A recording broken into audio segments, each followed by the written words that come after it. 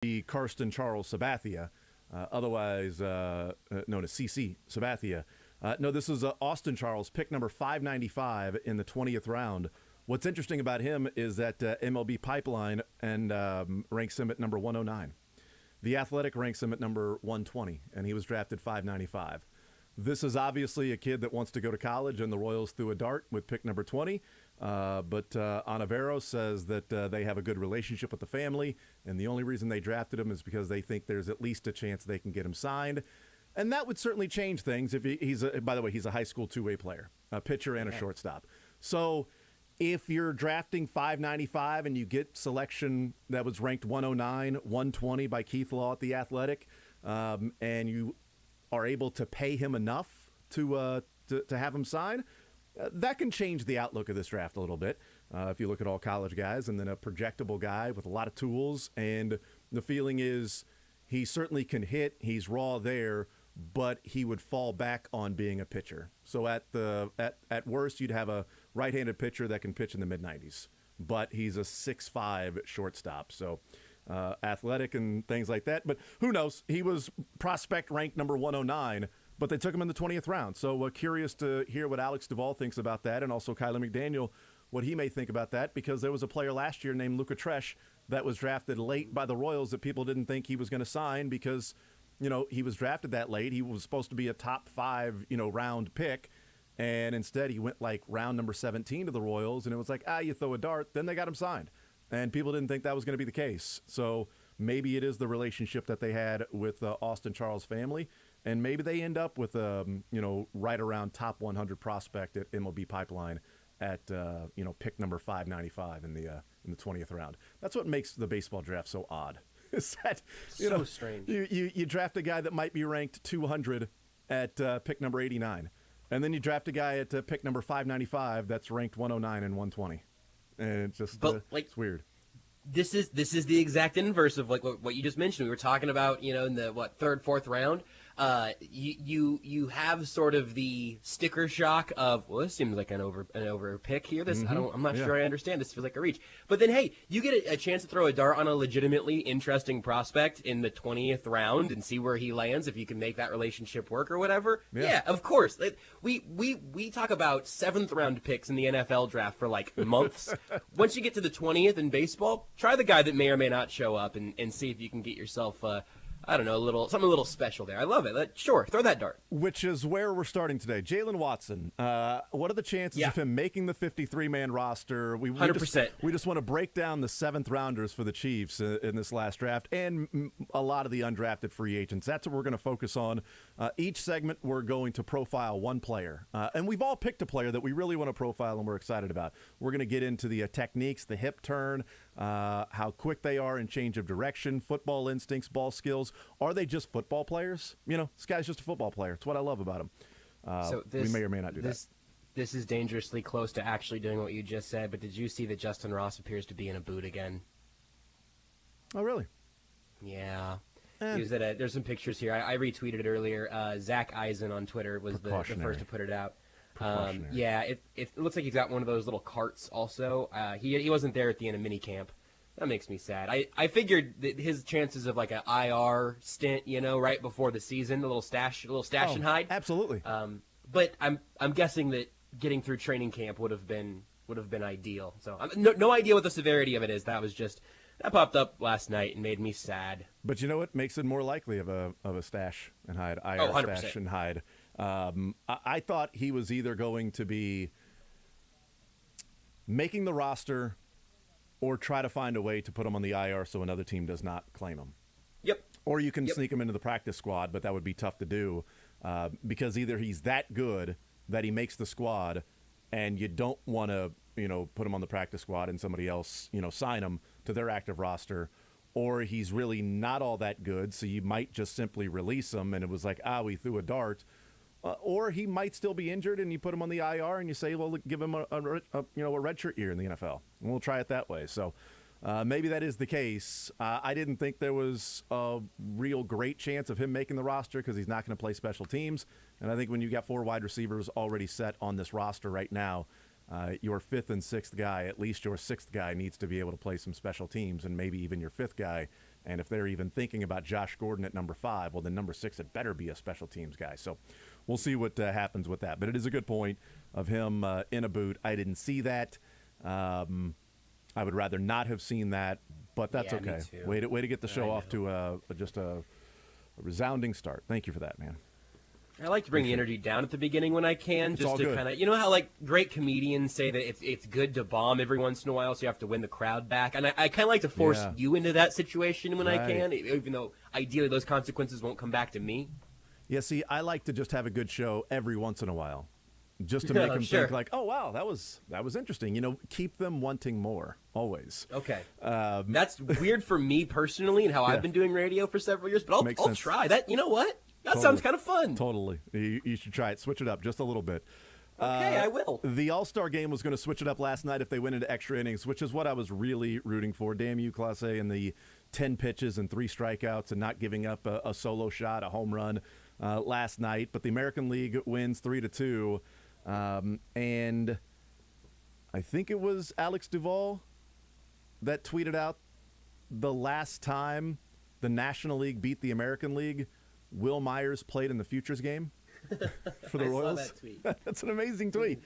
9 straight years, and they get all 3 of their runs in 1 inning, back-to-back home runs, a Stantonian home run, a 2-run shot, and then Byron Buxton with a solo shot.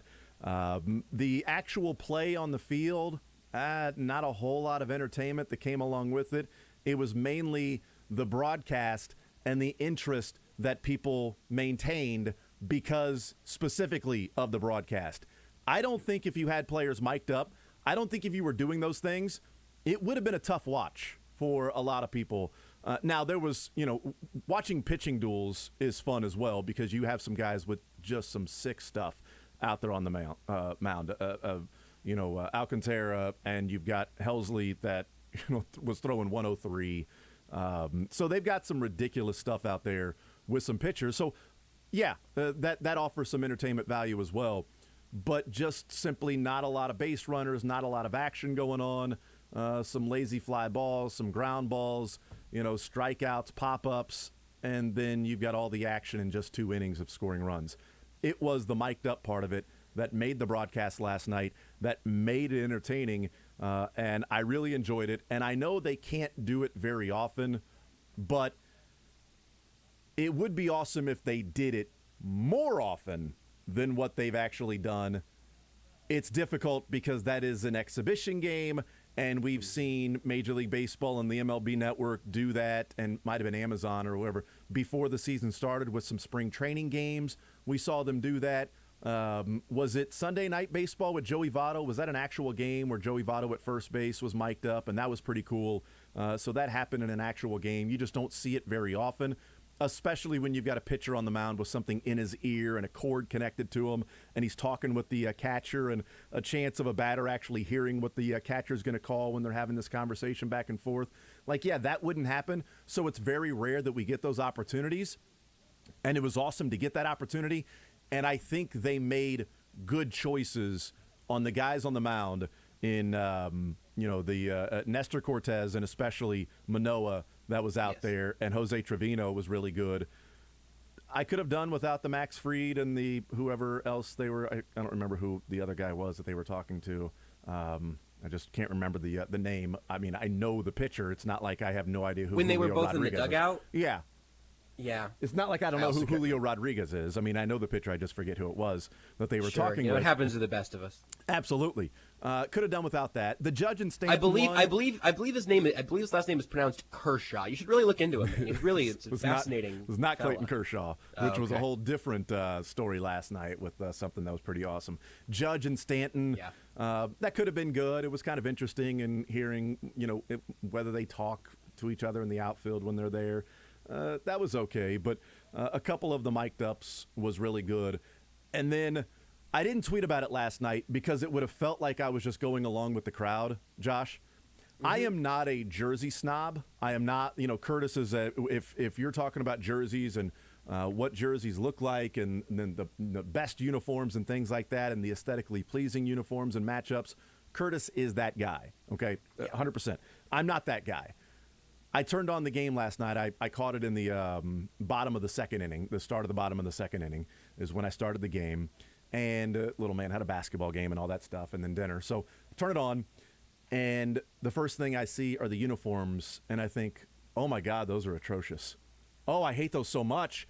And then I'm just, on Twitter just hanging out, and then it just seems to be like that's all everybody was talking about. So I'm like, I'm glad I didn't go to Twitter right when I saw that and go, these jerseys are terrible, because I feel like everybody had already exhausted that. All of the opinions of whether or not the jerseys were good or bad was kind of taken care of. I was not going to offer anything except for, these jerseys are pretty bad. Why don't they just go with their jerseys that they would wear during the regular season? And that's always been really cool. If it ain't broke, don't fix it. But that was my first indication of, some things are just nice about the All-Star game. Just leave it. Just leave it. I don't want to spend too much time on it, but that was my first thought was, God, these jerseys are atrocious. And Rob Manfred continues to not be able to read the room when he was like, it just didn't really make sense when players would just wear their own uniforms. Rob Manfred is shockingly maybe the worst advocate for the sport of Major League Baseball on the planet, and he also happens to be in charge of it. It's a bad combination. That is difficult to do. Like, I literally think that at this point, I would be a better spokesperson for Major League Baseball, and I'm telling you, every show I'm going to give you another just like thing about me falling out of love with baseball, but then also maybe something that pulled me back in a little bit. So first of all, on the uniform thing. I am that guy. I grew up reading UniWatch like every day through maybe from ages 13 to 18 or 19. I mean, I read that all the time. There was a time recently, I can't remember what it was off the top of my head, but some uniform thing made me mad, and I just sent it to Curtis. And I was like, I just need somebody to be mad about this with. I absolutely think that the quaintness, the niceness of everyone wearing their own uniforms out there is great. I would absolutely prefer that. I did think that at least the white uniforms, the National League ones, pretty clean last night. Do not prefer it, but in that whole world, I at least thought the execution of those were okay. The dark gray was not my favorite, but those it's to sell more merch, and it almost worked. I went and looked at some hats online. I actually think the hats are kind of tight, but the jersey was not going to happen. It's all about selling merch. But so are the City Connects, right? Like, and those have mostly been pretty good. Those have mostly been fun. It's just all about trying to find another way to sell merchandise, and that's what Rob Manfred is saying. Hey, we got Nike, and we'll sell more stuff. I'm happy with it. But that's who Rob Manfred appears to be. I understand that, and by the way, I love learning that because now we have somebody on the show that is a uniform/jersey snob. Love it. I can't wait to be that guy for you, Jason. I love it. It is not really my realm. I'm not the fashion aficionado. Okay, so I like the jerseys, not last night, but I'll be like, those jerseys look good. Okay, great. The only thing that I do hate is the, red on red. That's Corey and I vehemently disagreed on that. Corey loved the red on red with the Chiefs. I hate the red on red. No, with you're the right. Chiefs. You're Those are terrible. He's totally wrong about that. I don't have strong opinions on uniforms. And even last night, I'm like, I didn't like them. But I didn't like him enough to go to Twitter and really complain about me not liking him. I agreed to a point with the American League, with the National League uniforms. Am I the only one that associates darker uniforms with the National League and the white, lighter jerseys with the American League? I turned it on last night and I thought, well, there's the National. Oh, wait, no, the National. And I know it's like home versus road. I get that. Yeah? I don't know why that is. But if I see a darker jersey in an All-Star game, I'm thinking that's the National League. Immediately think it's the National League. So that threw me off last night, mind you. And then not being able to really see the name on the front of the jersey, right, or the team, the city, things like that. And every time I looked at somebody, if I couldn't see the city, I thought it was the Astros because of the logo. Because of the All-Star logo that they did with the star there, that this year's All-Star logo looked a whole lot like the Astros. And in fact, when they were talking to Trevino, I didn't know who they were talking to at that time. And he comes out there and his catcher's gear, right, the chest protector, has that logo on it. I thought he was an Astros catcher. Like, I thought, why is Maldonado in this freaking game? Like, I really thought, like, there's no way Maldonado was made the All-Star game.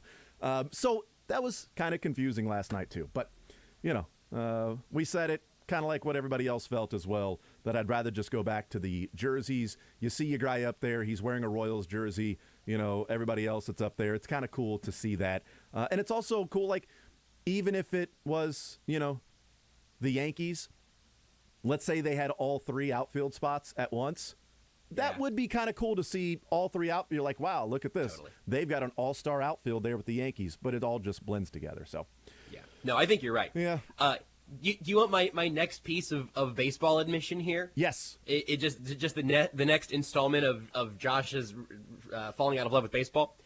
I could not tell you the last time I watched 9 innings of a baseball game not involving the Kansas City Royals, like with the sound up. It could have been the World Series. It could have been last year's All Star Game. I did it last night, baby. I might be. Maybe the zone, Josh, is all about baseball again. Yeah, right. Because I feel like what I have done these last 2 days is come on here and thump my chest and say, "Do you guys know baseball's good?" Because I'll tell you what, man. You mentioned a lot of my notes that I was writing down were in the first 2 or 3 innings when all the action was happening. But Kershaw was great. The defensive play, I can't remember who spun it. It was, I remember seeing the Cespedes Family Barbecue account tweet that it was the most anonymous all-star starter. It made the best defensive play of the night. And that's true enough that I've now lost his name completely. You get a dinger pretty early on. The mic'd up pitchers were great. Trevino and Cortez being a mic'd up battery, calling each other's pitches. Smoltz calling pitches from the booth and just going, what do I do here? Oh, well, back foot slider. And he hits them. He hits him on the foot. He goes, oh, fake. I mean, just all of that. The one thing that I wish desperately, and I know it's going to be impossible, and maybe there's some way, shape, or form we can get a little bit of this, the thing that actually had me engaged with the game, not just the broadcast, but the game, was knowing what the pitch was supposed to be ahead of time. Because whenever you know, even if it's as simple as fastball low and away, I think he was going down and in at one point, and it flew up out and away. And he goes, oh, that you see a pitcher make that mistake, or you say, hey, can the hitter capitalize on it, or the pitcher nails his spot over and over and over again. That invites the viewer into the strategy in a way that somebody on Twitter brought it up and compared it to being able to see the cards of a Texas Hold'em player on TV. Watching poker on television without that would be an awful experience because you're just sort of guessing. That's not really any fun. But if you had, with the pitch tracks thing or the new comm system they have, if just on TV or on, because of a little delay or whatever, if there was some way to show what they were calling on the screen, just 2 seconds before the ball comes out of the pitcher's hand, I was literally hanging on every pitch. No, I guess not literally. I was figuratively hanging on every pitch. I was hanging on every pitch, on the edge of my seat, trying to figure out, how precise can these guys be? In this case, they're the best pitchers in baseball, and there were still a million strikeouts against the best hitters in baseball. But the broadcast was good, but it also legitimately improved my enjoyment of the game itself, and that was a surprise to me. And I think maybe the best self-advertising job baseball has done, at least to me, in quite a while. The issue is that whenever we get back to just sort of business as usual, I'm afraid I'm going to get bored again. Yeah, no, I'm in agreement. I don't know the last time that I have watched a full 9-inning game that's not the Royals.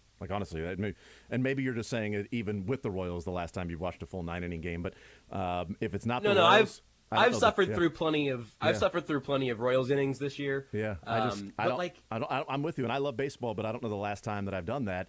I've watched plenty of 4-quarter football games, that are not the Chiefs or local teams. I mean, I do that all the time, but I watched the worst Thursday night football on every snap of the worst Thursday night football straight into my veins. And I can't make myself tune in for a Shohei Ohtani start that. What's wrong with me is my question. I may do that. That may get me there. That would be it really should. Appointment television there. Let's hear Manoah. This is I cut up about a minute and a half of the best of Manoah on the mound. He was the one mic'd up, not the catcher, not the Trevino and Cortez. But here's Manoah with talking to the broadcast booth. I thought the adrenaline would give me a couple more, didn't it? All right. Here we go. There's one. That was perfect, man. What do you think Kirky calls here? I think he calls a front hip sinker. Let's see how close I am. All right, I was wrong. Oh, there it is. Second option. There we go. There's 2. He caught it. Pretty good. 2 up, 2 down, and a couple Ks. It was more like front shoulder, not front hip. They say I'm not good against lefties. How ironic I get 2 in here, huh? You going to strike out the side in the All Star game? What do you want me to do it on, though? John? John, what do you want? Back foot slider, down and low. Oh, you're sexy. Here we go. No? Yeah. No. I That was blame a front foot Smoltz. slider. My bad. First time you faced Acuna? First time, yeah. Hey, what's up, bro? I'm thinking the slider too, but I think if I execute a good heater up, Yeah. he's seen the sinker twice. Something that stays true. Might throw him off a little bit. I think we're gonna go with that. Let's see what Curry calls. Right down the middle, but we'll take it. 3 punches. Let's go. Alec, congratulations. Thank you for doing this. You're the best, man. You're sexy. You're sexy. Right down the middle, but we'll take it. 3 Right down punchies. the, Come 3 on. punchies. Let's go. Oh, what do you want me to do it on? Back foot slider, low and in. Oh, you're sexy. As a front foot slider. That was good radio. That wasn't Exactly. just good. Like you just listening to that was engaging. Well- He was giving his own play-by-play. No, this morning I was trying to find Cortez and Trevino and try to find something that was good for the radio and not just for TV where you could see it. Yeah. Their conversations weren't the best for the radio, and the 2 things that I wanted, I couldn't find. The one where the foul ball goes into the dugout and Trevino goes, "Oh, heads up, we got a baseball game over here. We're playing a baseball game, Yes. guys," Yes. which is good. I couldn't find that. And then the second out of the inning, when they hit the fly ball into right center and Rodriguez is tracking over there, and Cortez goes, "We got a guy there. Yep, this is baseball. We're playing with the center fielder. We got a guy there." It's just great. It's like, yeah, he hit it hard. He barreled it up. I don't care. We got a guy there. That's you hit it right to our guy. It was great. I couldn't find either of those, but it was fun, and Trevino was awesome. The one other thing Trevino did, yeah, it was like every guy who was coming up when he was catching, like, hey, congratulations. Yeah. Just like all of that. Even and then when he went up to bat, he just was like standing there still mic'd up, and he just said like, I just can't believe I'm an all-star. Like, this is wild. believe that. To hear, like, I'll tell you what. So here, this isn't quite yesterday's altercation. I think I've seen Jose Trevino swing a bat before. I have certainly never heard that man talk before yesterday, Agreed. right? Like, Yeah, I haven't either. No chance. And now, like, he's if you say, hey, name 5 players in baseball not on the Royals that you like would actively root for, like, well, Jose Trevino seemed like a real nice dude. Like, he seemed like a character. Like, he really loves the game and has fun doing it. Like, that was the other thing, is that those guys that were mic'd up were out there having fun and also trying to win. I mean, the guys that were all the time asking each other, hey, let me get that ball. Don't throw that. And when Rodriguez was going to turn to throw it into center field, I mean, like, it was maybe the most fun seeming baseball game that I've seen in a long time. Also, I don't know. I would genuinely love to care about baseball and enjoy baseball in that way more often. And I hope that there is something that Major League Baseball can find to extract from that, because it was tremendous television. It really was. Really enjoyed it. 913-912-4810. I want to do this on the other side just a little bit, and people can text in 913-912-4810. On Twitter, Travis Neely tweeted me last night, and I thought it was a great question. And he said, which Royals pitcher, that's played for the Royals, would have been the most entertaining to mic up? That you'd have been like, you know what, that would have been a Manoah or even a Nestor Cortez, because that was a fun back and forth, just those two talking. Like, which guys would you be like, all right, that would have been really entertaining? If you could hear him on the mound, it would never happen because obviously the earpiece there and the wire, but which guy would be awesome to hear that guy talk and the conversation, and maybe even have a conversation with the broadcast booth while it's going on about what he's getting ready to pitch? 913-912-4810. We'll do that. Want to get into Rob Manfred. There's a story that isn't, great news about the Royals that's out there with the Urban Youth Academy, and it's more, it's more bad PR, and I don't know, it could be worse even for the Royals, depending on what comes of that. So we will get into that certainly at some point today as well. We've got to get into that. And then Rob Manfred on some minor leaguers, and we've got Alex Duvall and Kiley McDaniel. We've got the Big 12/Pac-12 reports. We got what the ACC is doing as well. Greg Sankey talking about what they're focused on moving forward. Mitchell Schwartz weighing in on the Chiefs offense. Tons of stuff to get into today. And we have a couple of different language home run calls. We like to play the different language home run calls in bigger events, and we got a couple of those from last night that we'll play as well. More Zone next. Want to see more of The Zone? Watch the show live on the Sports Radio 810 WHB Facebook, Twitter, YouTube, and Twitch.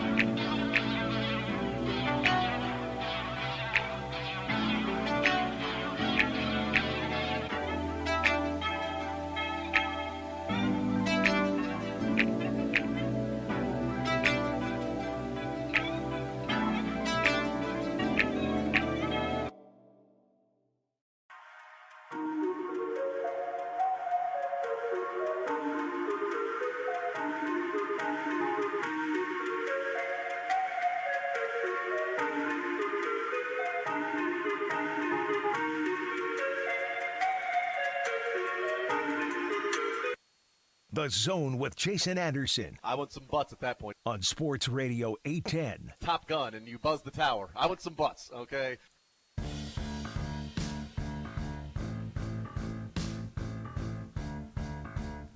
Nine 912-4810. Text comes in, and it's a great point. I was trying to picture what the uniforms were last night, and the text nails it. Says, maybe because the Diamondbacks have those hideous dark gray jerseys. That's it. They were the Diamondback jerseys. That's what I was trying to picture what it was that I was watching, what those jerseys were. And as soon as he said Diamondbacks, I'm like, that's it. That's exactly what I was thinking of, trying to place it like, oh, what do those remind? What are those jerseys they're wearing? It reminds me of the Diamondbacks' hideous gray jerseys. There it is. So thank you, And Texter. it's so heartbreaking because my baseball allegiance continue to be strange. My grandparents moved to Arizona, so I'm a Suns fan, so I've got some I have some love for the Diamondbacks.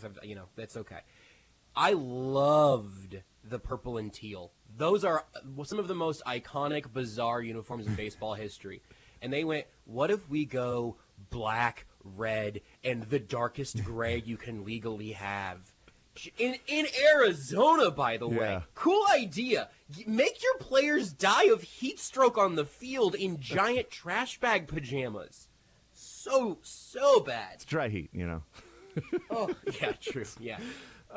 The different texts that are coming in about the game last night, it's an interesting group of a number of people that are, taking the same reaction and view of the game last night that, hey, it was enjoyable.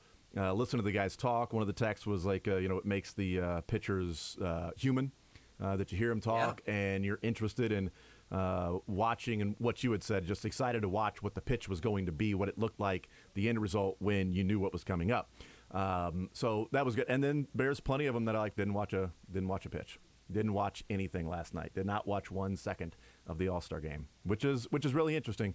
And maybe last night and going that route could then word of mouth to next year, maybe increase the ratings of people that are like, no, I'm checked out, I don't need to watch it. And they're like, actually, it was pretty enjoyable. It was fun. You get to, know some of these players, and it's, okay, maybe I'll check it out next year.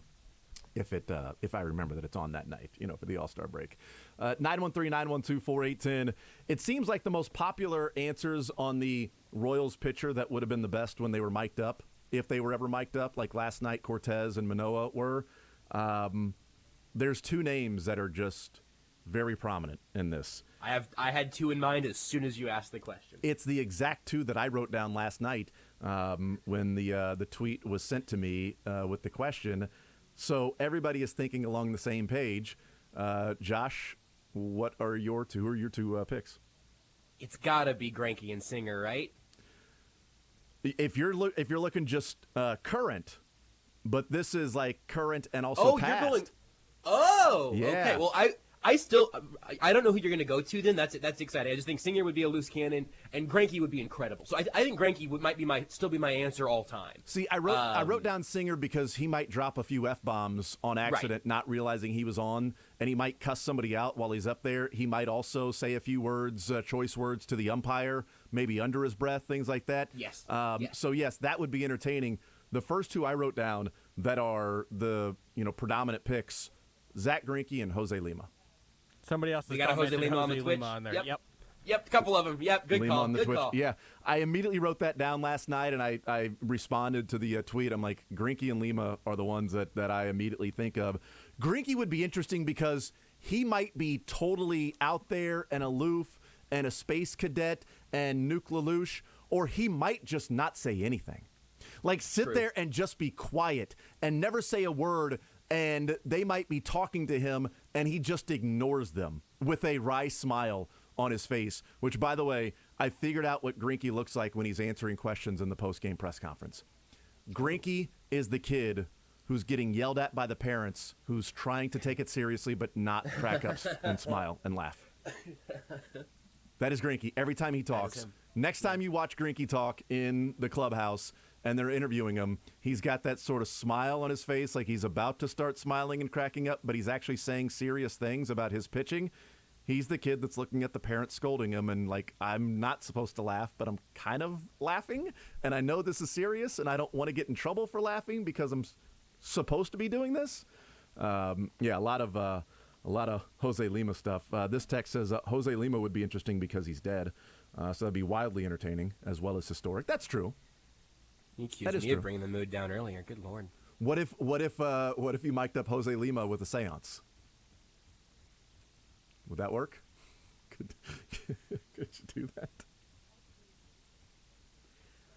Jason, I don't know what you think is going to help you here, but it doesn't sound like it's going to be me or Beards. Somebody else texted in and said, what if you mic'd up Jose Lima and then Chewy that was just yelling, lemonade, lemonade, lemonade? Woo! Those are the only two guys that were mic'd up the whole game. That's it. Be interesting, although I feel like Chewy would be kind of redundant, just saying the same thing over and over again. Ambiance, you know? That's right, yes. By the way, there was a baseball game, I think it might have been MLB The Show, that put him in the background of the Royals games as sort of crowd noise. Oh, really? I don't remember what game it was.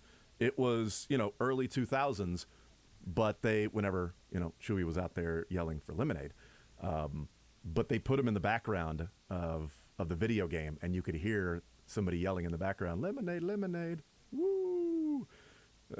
Text comes in when I said that Jose Lima would be awesome because he's dead. We'll cross him off the list then. Oh, man. Text says, when my team is trash, shout out to John Sherman, I could not care less. That would be the talk about the All Star Game from last night and watching it. Text said, let's mic up X Factor and let him back into Arrowhead. Whew, let's not. That would be amazing. Woo! Come on now. On Twitch, username Jesus Christ says MVP baseball. That's what it was? Okay, MVP for baseball, you. yeah. I just remember it was, everybody around here got a big kick out of that. Like, wow, they are paying attention to every detail of this game. They're even putting him in the background yelling for lemonade. This is unbelievable. Let's hear a couple of home run calls. Thank you, Jesus. Yes. Let's hear a couple of home run calls. Here is Giancarlo Stanton. This is the home run for Stanton. Apparently, this is in Russian. So different languages. This is the call in the Russian language with Giancarlo Stanton's home run. Что Стэнтон и Джадж на 2-2 на равный счет. Джанкарло Стэнтон, Янкис. Михаилу Мельникову, передаем привет. Он, наверное, сейчас радуется больше, чем кто-либо другой. На равный счет. Нормально. Нормально. На трибуны отправил мячик. Did he say magic at the end? I don't know. Is magic translate from Russian to English? Is it magic? It's the same one. But no. Here is my favorite call. This is the Byron Buxton home run on ESPN Deportes. La pelota en dirección hacia territorio del jardín izquierdo. Buxton a lo profundo.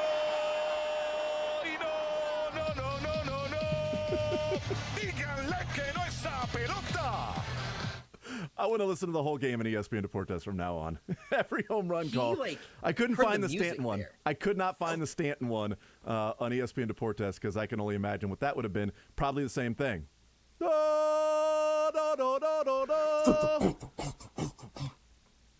by the way, you need that in the background. You need that music in the background whenever you're just simply giving a home run call. So when Lefevre or Denny, they have a home run call, you need that immediate music in the background to start playing.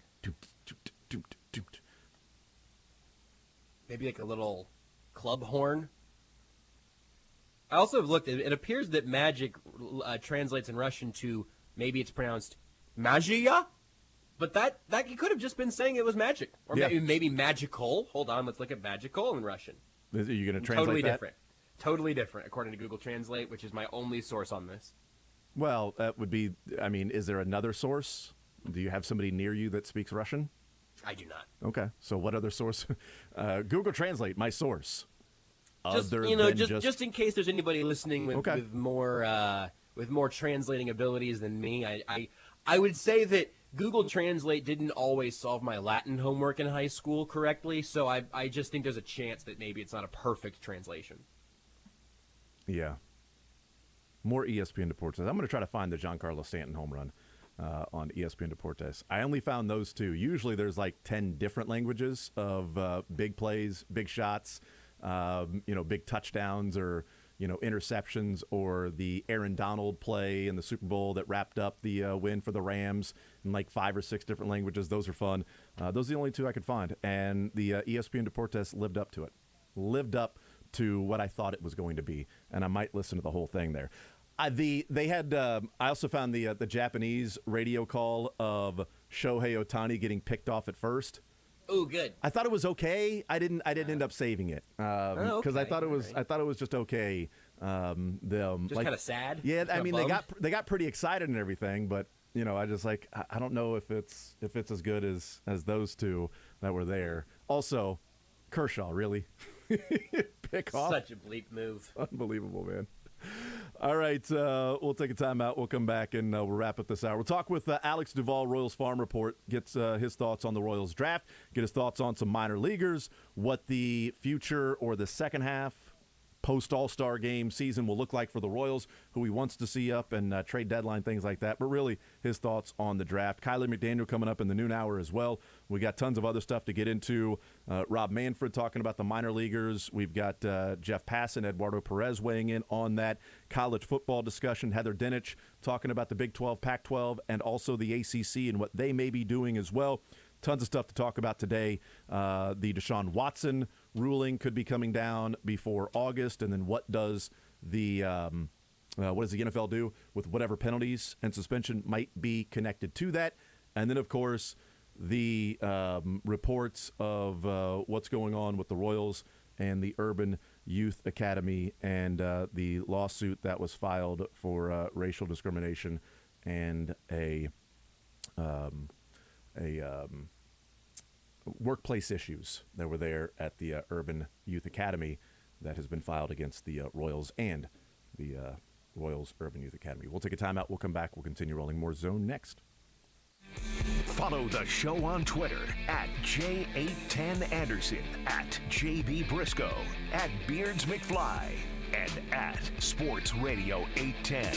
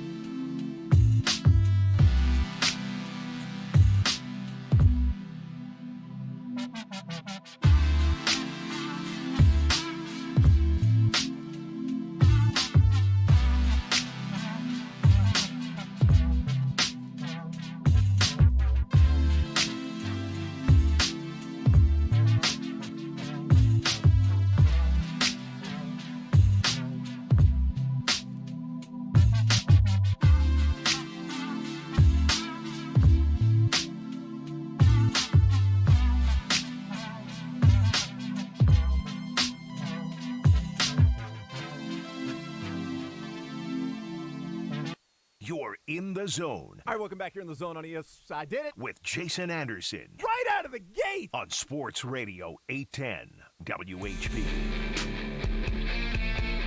All right, wrapping up this hour, a lot of stuff to get into today. We'll talk some NFL football today. We'll talk some Chiefs football, left tackle options. Mitchell Schwartz weighing in on the Tyreek trade and what he thinks of the Chiefs offense this year. Madden ratings are out. I've not played Madden in a long time, but I know it's a big deal. People are talking about the Madden ratings. Apparently Mahomes got a 102. Who knew? Who knew that was even possible? I didn't know that, throwing 103, 104 consistently on the mound was possible, especially for a college kid, but it happens. Guys at Tennessee, things change as time progresses. 913-912-4810 is the text line. We'll take a timeout. We'll come back. We'll talk some Royals draft. Alex Duvall, get his thoughts on what they did. What is the philosophy, the plan? Did he like what they did? And how soon some of these guys can be up with the Royals?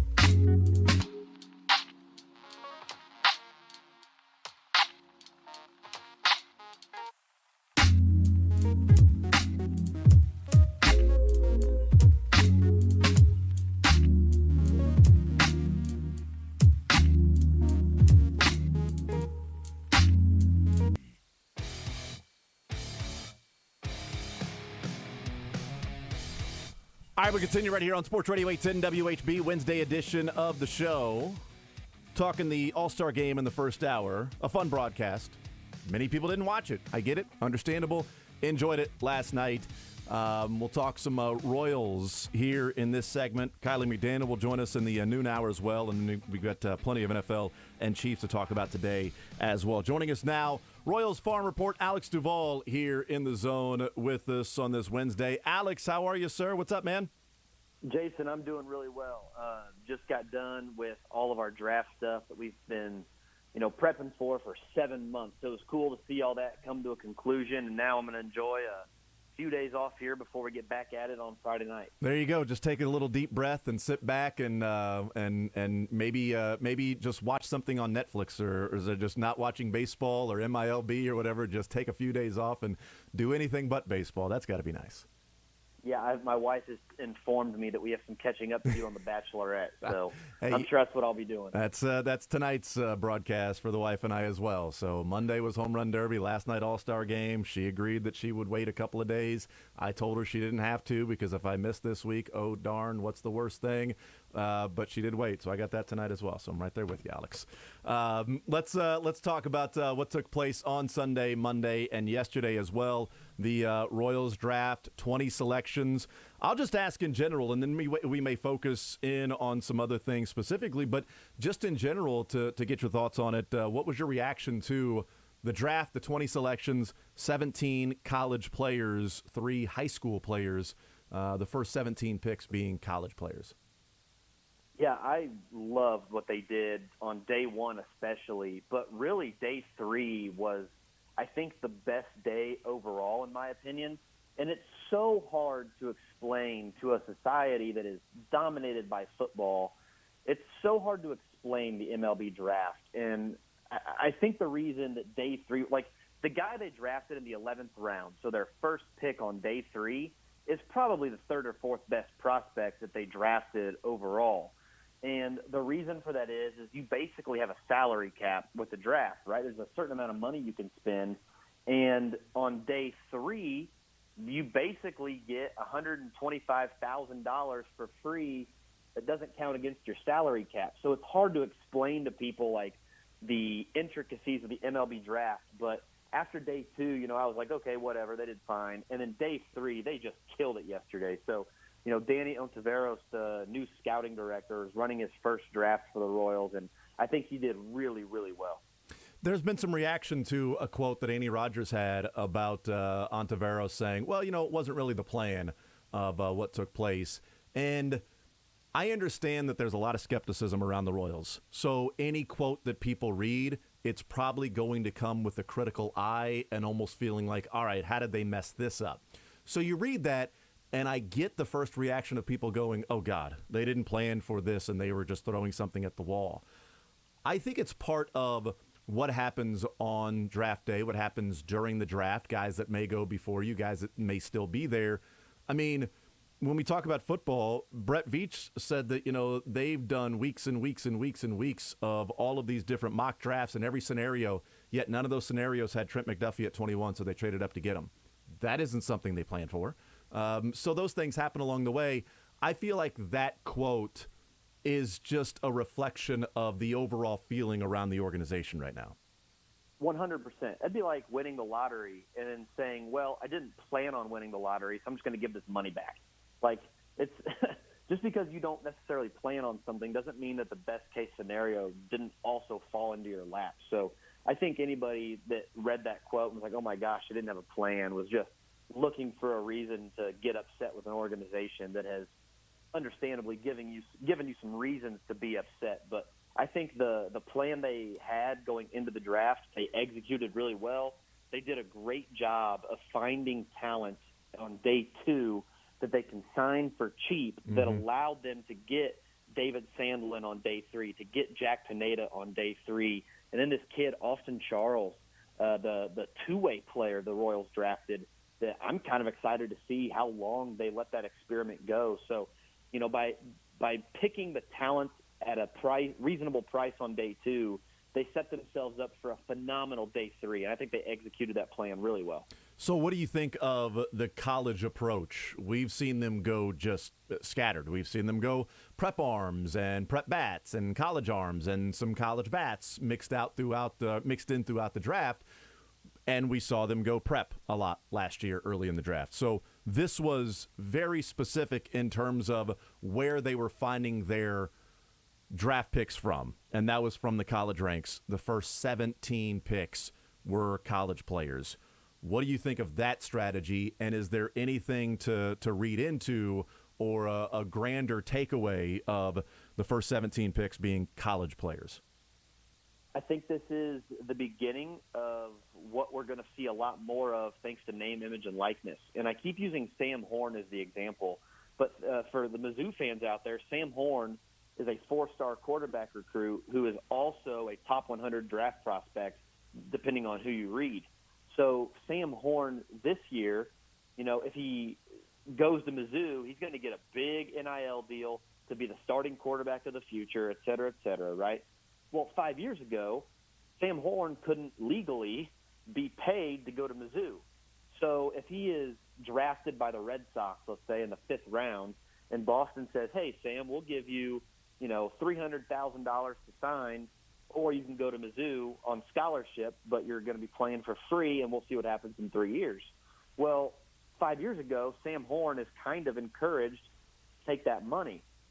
In 2022, colleges can pay baseball players $10,000, $15,000, which might also have been their signing bonus if you're a late-round high school kid. So I think what you're seeing is college kids with nowhere to go. They're running out of leverage. The high school kids who are coming in behind them are going to be able to be paid to go to school now.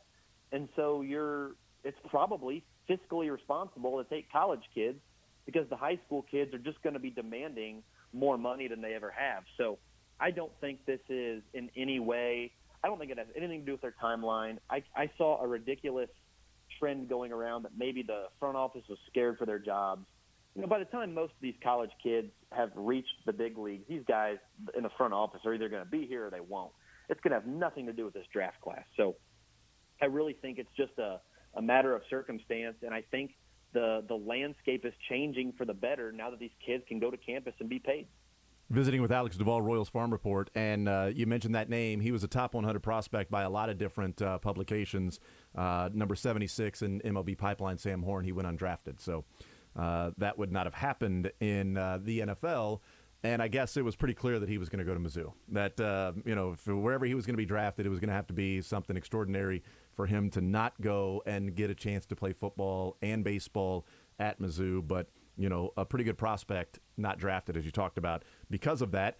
And there's the intrigue of Austin Charles because, UC Santa Barbara is his commitment, and he was drafted in the 20th round, and he was ranked 109 by, MLB Pipeline. He was ranked 120 by, the Athletic. So there's that aspect. Can they pay him enough money to get him into the system with the Royals? And so whatever the bigger picture might be, whether it's, okay, do they feel like there's heat on their jobs? So, you know what, you better start seeing some success at the big league level. So let's go get college bats, guys that can get up here earlier and maybe be a part of a team that can win because, hey, we got to go and ask the city for money to move downtown.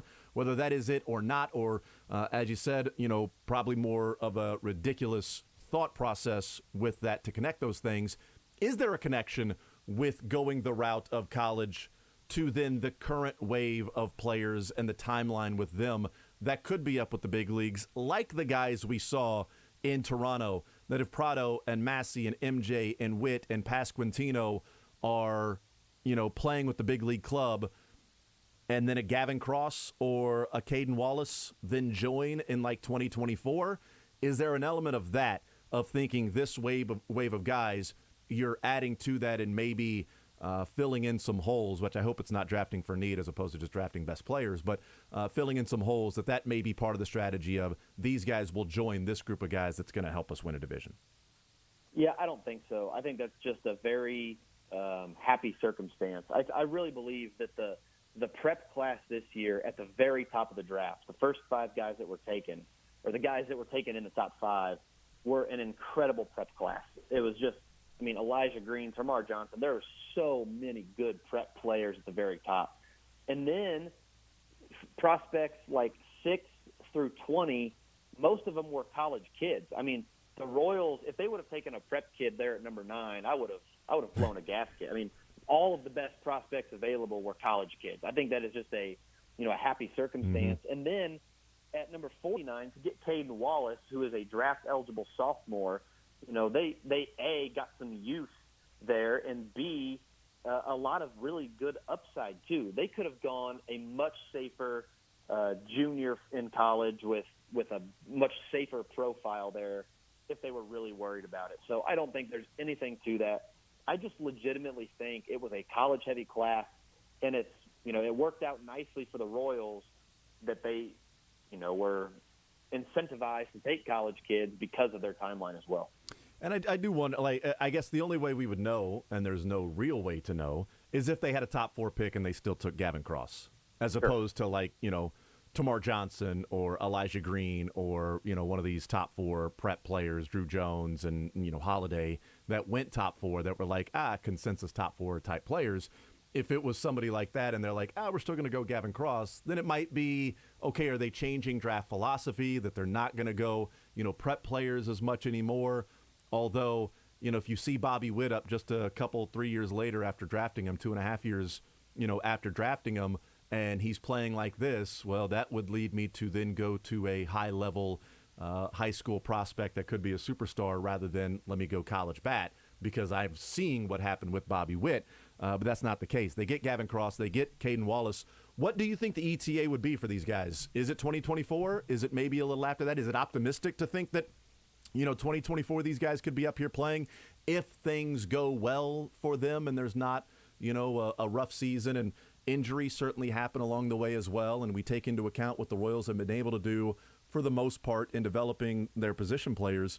Do you have an idea of what you would like to see in terms of an ETA with Gavin Cross and Caden Wallace? Yeah, I think Cross can certainly be up here in 2024. He had, in my opinion, the second highest floor in the entire draft.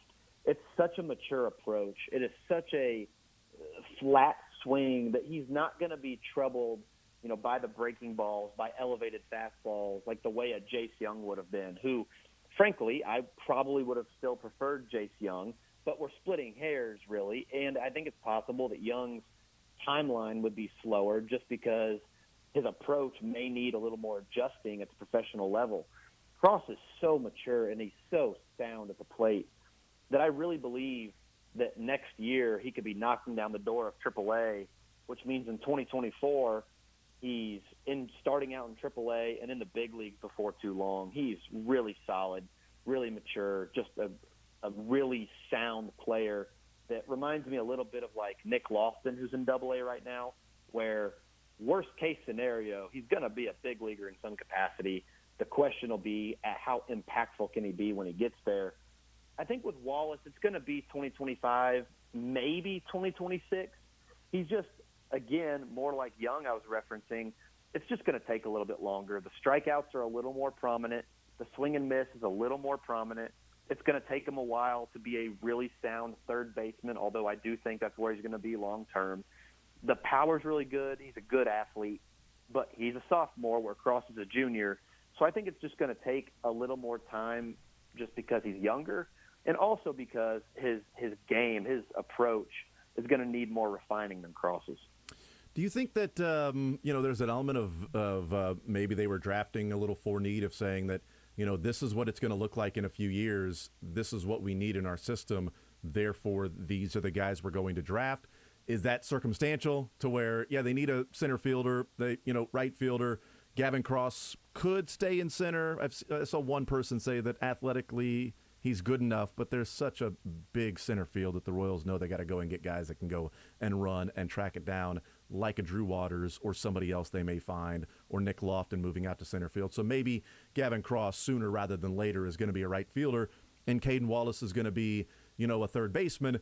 If you start to say, all right, now we're putting this whole thing together. We've got our right fielder, we've got our center fielder and Drew Waters, we got our third baseman and Caden Wallace now, and then we got Bobby Witt, and we've got Prado and Pasquantino, and we got Massey, and we got Salvi and MJ Melendez. We're piecing it together, and this is going to be our team.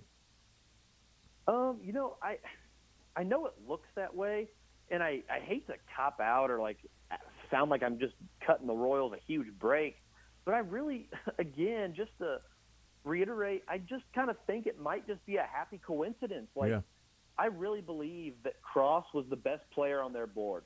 I didn't have him at the top of my board, but I don't want to accuse the Royals of reaching for position instead of taking Jace Young, because I honestly believe that they probably had Cross ahead of him. If you just want to compare those two players as a reference point, I just think they really like the kid, and I really think they like the bat. With Wallace, you may be able to argue that it's a little more of that, but when you take a draft-eligible sophomore, knowing you're going to have to pay him a little more money than you would a junior because they have more leverage, I think you have to really like the player overall. And I don't think that's a position where you can reach on a player, give him more money because you'd really like to have a third baseman in your system, So I really just think they just got to a great position where the two best players on their board were there at their pick, and they took them and used the rest of the draft to make sure they were going to be able to pay them. Is there Alex Duvall is our guest, Royals Farm Report. Is there with the new research development and the restructuring of the minor leagues with Saylor and Zumwalt and those guys, and what has been really successful for the most part with a lot of these different guys that you mentioned were like mid-round guys in college that are playing really good baseball in the minor leagues and maybe knocking on the door of saying, hey, don't forget about me. I'm still down here. Like Gentry's a guy that's just, I think from random Royals fans would be like, who? It's like, well, a guy who's mashing at Double-A right now. That's who he is. And Vinny Pasquantino was a guy that you started hearing more and more about until it became just this loud roar this year about why isn't he up with the big league club. I bring him up. I bring Gentry up. I bring Nick Lofton up. Gavin Cross as well. Is there a change in philosophy in players, position players, guys at the plate, in what they're looking for and maybe the different approach? Because Dayton and the Royals have always been, we don't walk, we don't strike out. We're putting the ball in play. We're going to have the fewest strikeouts and the fewest walks in the league. And that's what they were doing from 2013 to 17 when they were playing better baseball. They weren't walking, they weren't striking out. These guys, Gavin Cross almost as many walks as strikeouts. Nick Lofton is an on-base guy that walks, as more times than he strikes out. Gentry is not exactly, a Nick Lofton or Gavin Cross, but we know Vinny Pasquantino was that guy as well. I know that Nick Prado has a lot of strikeouts, but he's also, taking walks when there. Is there a difference, a change in philosophy of instead of just going to put the ball in play, no walks, no strikeouts, that they're looking at and saying, now we're looking at guys that have an idea at the plate in their approach, and they're going to work the count, and they're going to wait on their pitch, and if they walk, they walk? 1,000%. And I think this is evidence in something I tweeted out a couple weeks ago. From the beginning of the season through the middle of May, the Royals were swinging at the third highest rate in Major League Baseball. They were just swinging entirely too often. And I know that sounds like a thing that people they'll reach for and say, well, you have to swing to hit the ball. I understand, but pitchers only throw the ball in the zone 55, 60% of the time at best. So if you're swinging more than that, you are fundamentally not going to put yourself in the best position possible to win. I think Ted Williams is the only player in baseball history whose expected run value went up when he swung as opposed to taking a pitch. You are almost always better off not swinging than you are swinging, just because of the way baseball works with the pitchers on the mound throwing harder and hitting the strike zone less. So from the beginning of June through the All-Star break, the Royals had dropped themselves right into the middle of the league in terms of how often they were swinging. And I think there's a very direct correlation between the firing of Terry Bradshaw and the promoting of Alex Zumwalt, because if there's just one number you wanted to pinpoint as evidence for what you were saying, Jason, is they are swinging 5% less than they were under Bradshaw. And 5% may not sound like a lot. It is massive. It is a massive number of swings. So I think that is a very emblematic point for what you were just saying. Yeah, it's really good point, and I'm glad I didn't know that number, but that's certainly it looks like that, and that's where we see something, we have an idea, and then some of the stats back it up that they are swinging less because one of the things that they have preached with their new approach is that just because it's a strike doesn't mean you have to swing at it. Okay, so they give you 3 for a reason. Now, if you've got 2 strikes and it's a strike, well, then, yeah, you've got to fight. You've got to be able to stay alive. You got to be able to put the ball in play. If there's a runner on second and, nobody out, you got 2 strikes, put the ball in play, go the other way, move the runner, have a good at bat, a quality at bat. But don't be afraid of having a strike or 2 on you if it's a pitch that you can't do anything with. Because just because it's a strike and it's a slider that's low and away and it's going away from you, well, cool, you hit it, it was a strike, but you just broke your bat, rolled over to shortstop, and it was an easy out. Or you grounded into a double play. Well, that's dumb. So you don't always just have to put the ball in play because it's a strike. It's obvious that it's a decision-making. What are the pitches I can do more damage with? What's the area I can do more damage with? And if I'm not going to see that early on in the at-bat, I don't need to swing because it could be a ball, and now there's a better chance if he has to come into something that I'm more looking for. And if it's a strike, I still have 2 more. So I feel like that's been a huge change just seeing that, Alex. And I think that's one of the big reasons why we're seeing the offense be a little bit better is that they're not just free swinging and putting the ball in play and saying we're not going to walk, we're not going to strike out. We're just going to use our athleticism and put pressure on the defense. And I like this. Look, that won a World Series with those players, so I'm not acting like that was a bad approach. They won 2 pennants with that. This one, though, in guys that'll just pass the baton, guys that can wait for their pitch and drive it, I think you start to see the higher exit velocities, the higher barrel percentage because guys are seeing pitches that they can do damage with. It seems like it's an easy philosophy, but it's not easy, and I don't know if it's easy to teach. And, Alex, one of the questions I was going to ask you is this the Royals drafting for that, or is this the Royals and their development is actually being able to hone in and teach more plate discipline and decision-making where there's been a lot of the scouting world for a long time that it was like, well, if you don't have an eye at the plate and plate discipline by, senior year in high school, you're just not going to have it.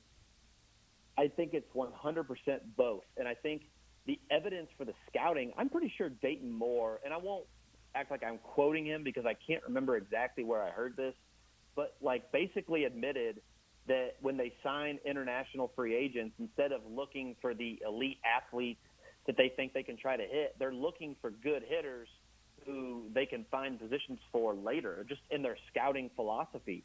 And on the development side of this, we had Vinny Pasquantino on the podcast a couple of years ago, and it was kind of like after he had been in Burlington at Rookie League. And so you're talking about Rookie League umpires. On a 3-2 count, he gets rung up on a pitch 5-6 inches off the plate. Wasn't even close. And Drew Saylor just happened to be in town that day because, he's moving all over the place. And they were going over his at-bats in the film room the next day. And he asked Coach Saylor, he's like, do you want me to swing at that with 2 strikes? And he's like, no, don't swing at that. Don't even program your brain into thinking you should have to swing at that because as you move up, they're not going to call that a strike all the time. Don't even allow yourself to think that swinging at that is necessary. That is development. That is taking a kid who is under a lot of pressure in the minor leagues to perform and walking them through a philosophy and a plan at the plate that is we're not chasing that nonsense versus, the old school coaching mentality of, Bub, with 2 strikes, you got to put it in play. Extend the strike zone. Expand the strike zone. Come on. There's right. 2 strikes. No, make the umpire do their job. So I think it's certainly both. Alec Lewis of The Athletic has written about the new machines they're using on the field at Kauffman Stadium that give the hitters a look of what the pitcher might actually look like rather than lobbing the ball across and just letting them mash balls out of the park, right? There's a plan. They're teaching them how to identify pitches better, and I think you're seeing evidence of that every single day at the big league level. Alex Duvall, Royals Farm Report, is our guest. What about the let's look at the pitchers. They took 11 college pitchers and 1 prep pitcher in the draft, and I guess 1.5 prep pitchers because of the 2-way player with Austin Charles. But 11 college pitchers. It kind of felt like after the 2 picks, that day 2 was, we're going to throw numbers at these pitchers. We get some bullpen guys. Maybe we get a guy that's going to develop. You got a guy who was a two-way player in college, and now he's focusing more on just being a pitcher. You got a guy that has some promise but had Tommy John surgery, so you're going to have to, work through that, and that's why he was drafted a little bit later. You got another guy that was sort of coming on as a draft pick as of late. So it feels like they threw numbers at it. But is there an organizational philosophy of what they look at and what they scout and what they're trying to find, that sort of one or two particular traits that a player has that then they try to teach that person? Because at least from the outside looking in, it feels like it's all over the place. And, well, this guy doesn't have command, but he's got a good fastball and a changeup. All right, well, this guy's got great command, but his stuff isn't exactly there. Well, this guy's just big and athletic and kind of toolsy, and we can teach him some different things. Is there a general philosophy with this team, or is that one of the things that's been missing? I think that's one thing that I'd like personally to see improvement on is drafting a bunch of pitchers who are similar, because what that tells me is, hey, these guys all have similar traits, and we're going to teach them something else. It does seem to me like a lot of the pitchers they draft are very different. Now, I do want to be clear that that's not inherently a bad thing. Mm-hmm. If the Dodgers were doing this, nobody would question it, because That's right. The Dodgers have proven at the big league level they can develop certain pitchers. I think the reason that I'm hesitant to acknowledge that this is in any way positive is because we haven't seen that yet from the Royals. Mm-hmm. But I will say drafting a bunch of different looks is not inherently bad, because giving hitters a bunch of different looks is a objectively good thing. So, David Sandlin, who they took in the 11th round, like I said, is the best pitching prospect they took. But he's very different from Mason Barnett, who they took in the 3rd round. He's incredibly different from Wesley Scott, who they took in the 8th round, who is very different even from Chaz Martinez, who they took in the 17th round. So at no point in the draft can you really look at multiple pitchers and go, hey, these guys have similar traits.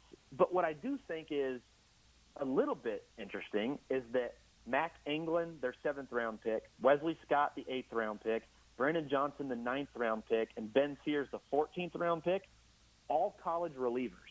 So there is something of a trend there, at least, where, hey, maybe the market inefficiency is on college relievers, because the old adage used to be, well, if you're relieving in college, you're not as good as the starters, so we'll take the starters and make them relievers. I don't know that that's inherently true anymore. I think there's a value in drafting college relievers and then allowing them to relieve again at the professional level, rather than taking a 3rd-tier starter and seeing if he can be a 1st-tier reliever. So I actually think if you're trying to identify a strategy, that may be it. But in terms of how they pitch, it's all over the board. No, it's an interesting point of the relievers there that you mentioned. So, and I'm okay with that. But it does fly in the face of what has been the traditional view of, well, you draft a starter, and if you got that, that's great. If not, just throw him in the bullpen. I mean, he can be a bullpen guy, because it's so easy just to transition to the bullpen. Everybody knows this, because Wade Davises grow on trees, failed starter, but amazing reliever. Those guys are there all the time. Alex Duvall, Royals Farm Report. One last one for you. The rest of the way, who do you think we'll see at the big league level, maybe after the trade deadline? Is it going to be Prado, and then they try to figure out, Prado, Pasquantino, Melendez, if Dozier's still on the team, which I expect him to be, Adam Eaton, Michael Massey? Who do you think is here after the trade deadline, and they want to get back up and get more playing time, because this is a guy that, start of next year should be on this team? I think Nick Prado is up. As soon as they make a trade, I think Nick Prado will be up. I think he looked very much the part of a big leaguer in Toronto, and he's already on the 40. I think he'll be up quick. I don't mean to sound like Mr. Pessimism, but they just released Roman Quinn and Jacoby Jones from Omaha, who are 2 of their big league experienced center fielders. So I don't mean to suggest that means they're definitely not going to trade Michael A. Taylor, but it would make sense to me to keep, your veteran center fielders at AAA if you are planning on trading your center fielder. So I think that spells more time in Omaha for Nate Eaton. Michael Massey, to me, is the wild card. I think he is pretty well dependent on what they do with Whit Merrifield. And at this point, I don't know how Whit Merrifield is on this team in August. So I would expect to see Massey up at some point. Is he the immediate answer when Whit's traded? I don't know. Is he up in September? Probably. We'll see what happens. Alex Duvall, Royals Farm Report. Alex, great stuff, man. Really appreciate the time today. Great stuff as well at Royals Farm Report. The draft guide was an awesome resource, and it was a must-have for those that are paying attention, watching the draft, and thinking about, the next guys for this Royals organization. So we'll see what happens with that. Alex, you're the man. Thank you so much for the time today, bud. Jason, I really appreciate it, man. Have a good day. Absolutely. You too. There's Alex Duvall. Great stuff, man. Royals Farm Report. Good stuff from him. And, boy, they're good, man. I mean, what's it, maybe 5 years they've been rolling at Royals Farm Report. They got the draft guide now. They're working on 7 months with that. So really appreciate having him on and talking about his thoughts on the draft and, just his opinion on what he took away from that. And he did preface it by saying, look, I'm not trying to just, be, Pollyanna with the Royals, but I think it's more coincidental in the fact that they got an outfielder and a third baseman in their first 2 picks in that, center field / right field, could be positions of need, and definitely third base in the organization, and not necessarily buying in, not buying in at all to the, well, does this mean that there's a seat that's warming up for the Royals front office to grab some college guys and then have them maybe get to the big leagues quicker? But it could certainly be with this overall wave, getting to the big leagues at the same time, or these guys that are up there now in a couple of years being joined by these guys and who they're selecting. So we'll see what happens with that. We'll take a timeout. We'll come back. We'll continue rolling. There is a part on the pitching aspect that I want to get into and talk about as it relates to even the position players and the development there, what the Royals will look like moving forward, who are the guys on this team, and maybe even in the minors that are going to be part of a, quote, division-winning team. I mean, and are there any players on this team right now that will be on a division-winning team? Doesn't mean, though, just because you're going to be good doesn't mean you're going to win a division or even make the playoffs. So we'll talk about that on the other side as well. 913-912-4810. We didn't get into, and I also want to talk about at some point today, just looking at how, the home run derby participants, all the all-star players last night and everything, we can certainly do that. But the home run derby participants, I was, curious on Monday night and looked at how they were acquired and different, ways that those guys made their transitions into the big leagues. So I want to look at that as well before the show is over today. We'll talk with Kiley McDaniel, some more MLB talk coming up an hour from now. We got some conversation on the Big 12 and the ACC with Media Days continuing to go on. More Zone rolling along, some NFL stuff before we're done as well. It's right here on Sports Radio 810 WHB. Take the show with you by listening live on 810WHB.com, in the 810 mobile app, or by subscribing to The Zone wherever you get your podcasts.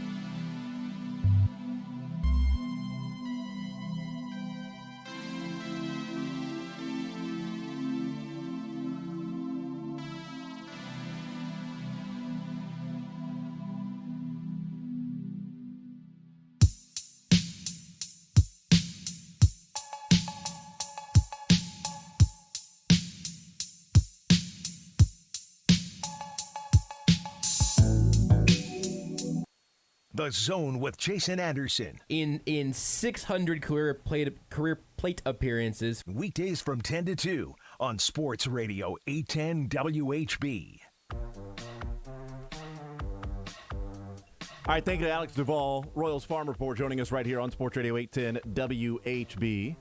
Jason Anderson, Josh Brisco, and Beards. We'll talk with Kiley McDaniel. Some baseball coming up in the next hour. Certainly want to get into some NFL and some college football as well. But, one of the things that, we talk about when we're discussing the Royals, and I find it interesting in the change in philosophy from the Royals from an offensive approach, in that they have gone from, and we looked at the numbers, like a couple of years ago, and in after a couple of years of Dayton Moore being the GM, when he started to get sort of his philosophy going, like this Royals team did not strike out, they didn't walk. They simply put the ball in play, used their athleticism, and they were big toolsy organization, and let's draft athletes and put pressure on the defense, and it worked. And they won a World Series, and, they won the American League again. And so, there's obviously success with that. Now there is a change in that philosophy because they are not swinging at as many pitches. Alex Duvall had the stat that from the beginning of the season to June, they had the third highest rate in Major League Baseball of swinging. Since the beginning of June, they are right in the middle of the pack of swinging at pitches. And the offense is better. And that's just being more selective and not just, well, it's a strike, I'm going to put the ball in play because that's what we do. We don't take walks. We don't strike out. We just simply, swing and then run. Like we teach our little leaguers. Just put the ball in play. Good things happen. Put the ball in play because, it's tough to field when you're 6 and 7 years old and the ball's put in play, and then throw it over to first and have the first baseman catch it and step on first. Just put the ball in play. That's all you got to do. Easy game. Pitch, catch, hit, run. That's the game. They've clearly changed that philosophy because Pasquantino was a guy that takes a lot of walks. Gentry's a guy that works the count. Nick Lofton has more walks than strikeouts. Gavin Cross has almost as many walks as strikeouts this last year in college. We're seeing more and more guys. Prado will take a walk. I know he strikes out a lot, but he'll still, walk as well. We're seeing more and more guys take that approach, which is a change in what the Royals have done, which, great, evolve, change with the times. I don't know what the Royals' pitching philosophy is. Like, I have no idea. Is it you draft command and then you teach them velocity? Is it you draft velocity and, athleticism and you teach them how to pitch and teach them command and then, have them develop another pitch? Is it draft somebody that's almost, done and then you just bring them up and have them ready to go like a Brady Singer, even though he didn't develop a changeup until later on? I'm not sure what the philosophy is on the pitching side. It was obvious on the offensive side, and that's been one of the strengths of this organization. I have no idea on the pitching side, and you see teams and organizations that are pretty good on the mound. There's kind of a theme with what they do and the players they draft, scout, and develop. Well, and also back on the hitting side real quick, because one other part of this that really stuck with me, because David Lesky mentioned it a couple times, the last few times we talked to him on AES. It was specifically, not just, hey, spit on a pitch, that don't chase something out of the zone, but it's specifically, hey, if it's your first or second strike, don't swing unless you can do something with it, like unless you can make meaningful contact, which I think, to your point there, is like that might be the biggest difference in my mind to the keep the line moving sort of logic of the last handful of years before that, which is like, hey, just put the ball in play and see if some good things happen, which, you'd rather get the ball in play than not, but be pickier about it when you can. And Pasquantino is a great example of that, and a guy like being ready for that sort of philosophy. But yeah, on the pitching side, I think there would have to be something resembling a pattern for me to think that there is actually a specific plan. And maybe their philosophy is something along the lines of like, we'll just take the guys we think can be something and then we'll let them do their thing. But if it is that sort of laissez-faire, I don't think that it's working terribly well. Like, I think we have the examples throughout the system of that being the issue. And like Singer's the most interesting, obvious one, I think, with the changeup, where after what, I don't know how many major league starts he had before it felt like he was really working on it, but it was not a short period of time. Around 39, talked about that. Around 39 starts in the big leagues before he got sent back down and then said, well, maybe I should actually take this seriously. And this is also like where, because here's the like this was going around a little bit on Singer, like, oh, I can't remember who it was that said this, but it was like, oh, it might have been Dayton. He was not sure he was ever going to get back up to the major leagues if he didn't learn something in Omaha. That was silly. Like Brady Singer was not going to spend the rest of his career bouncing around the minors, and I don't like very much that it seems like these guys are having to go to Omaha to get whatever that little missing ingredient might be. So not to make every conversation about the pitching come back to the major league pitching coach. I don't think that's what you're doing. I don't think that's necessarily a fair way of handling it. But it seems like there might be some confusion or disagreement along that path, because it seems very difficult to find a cohesive logic that kind of powers what they want their arms to be. Well, and it's kind of hard to say, we've done all of this restructuring in our minor leagues in 2019 to change the development system of these, position players and these hitters and their approach, and look how successful it's been, and pat on the back, and you're welcome, and look what's going on with these hitters, and it's Saylor and Zumwalt and these guys, and then we got to fire Terry Bradshaw because what we're seeing at the big leagues is not then mimicking what we're doing in our changed philosophy and approach. So now we have Zumwalt and these guys now teaching that, and look what's happening at the big league level, to then go that route and then to say, yeah, we can't develop pitchers, but Cal Eldred's fine.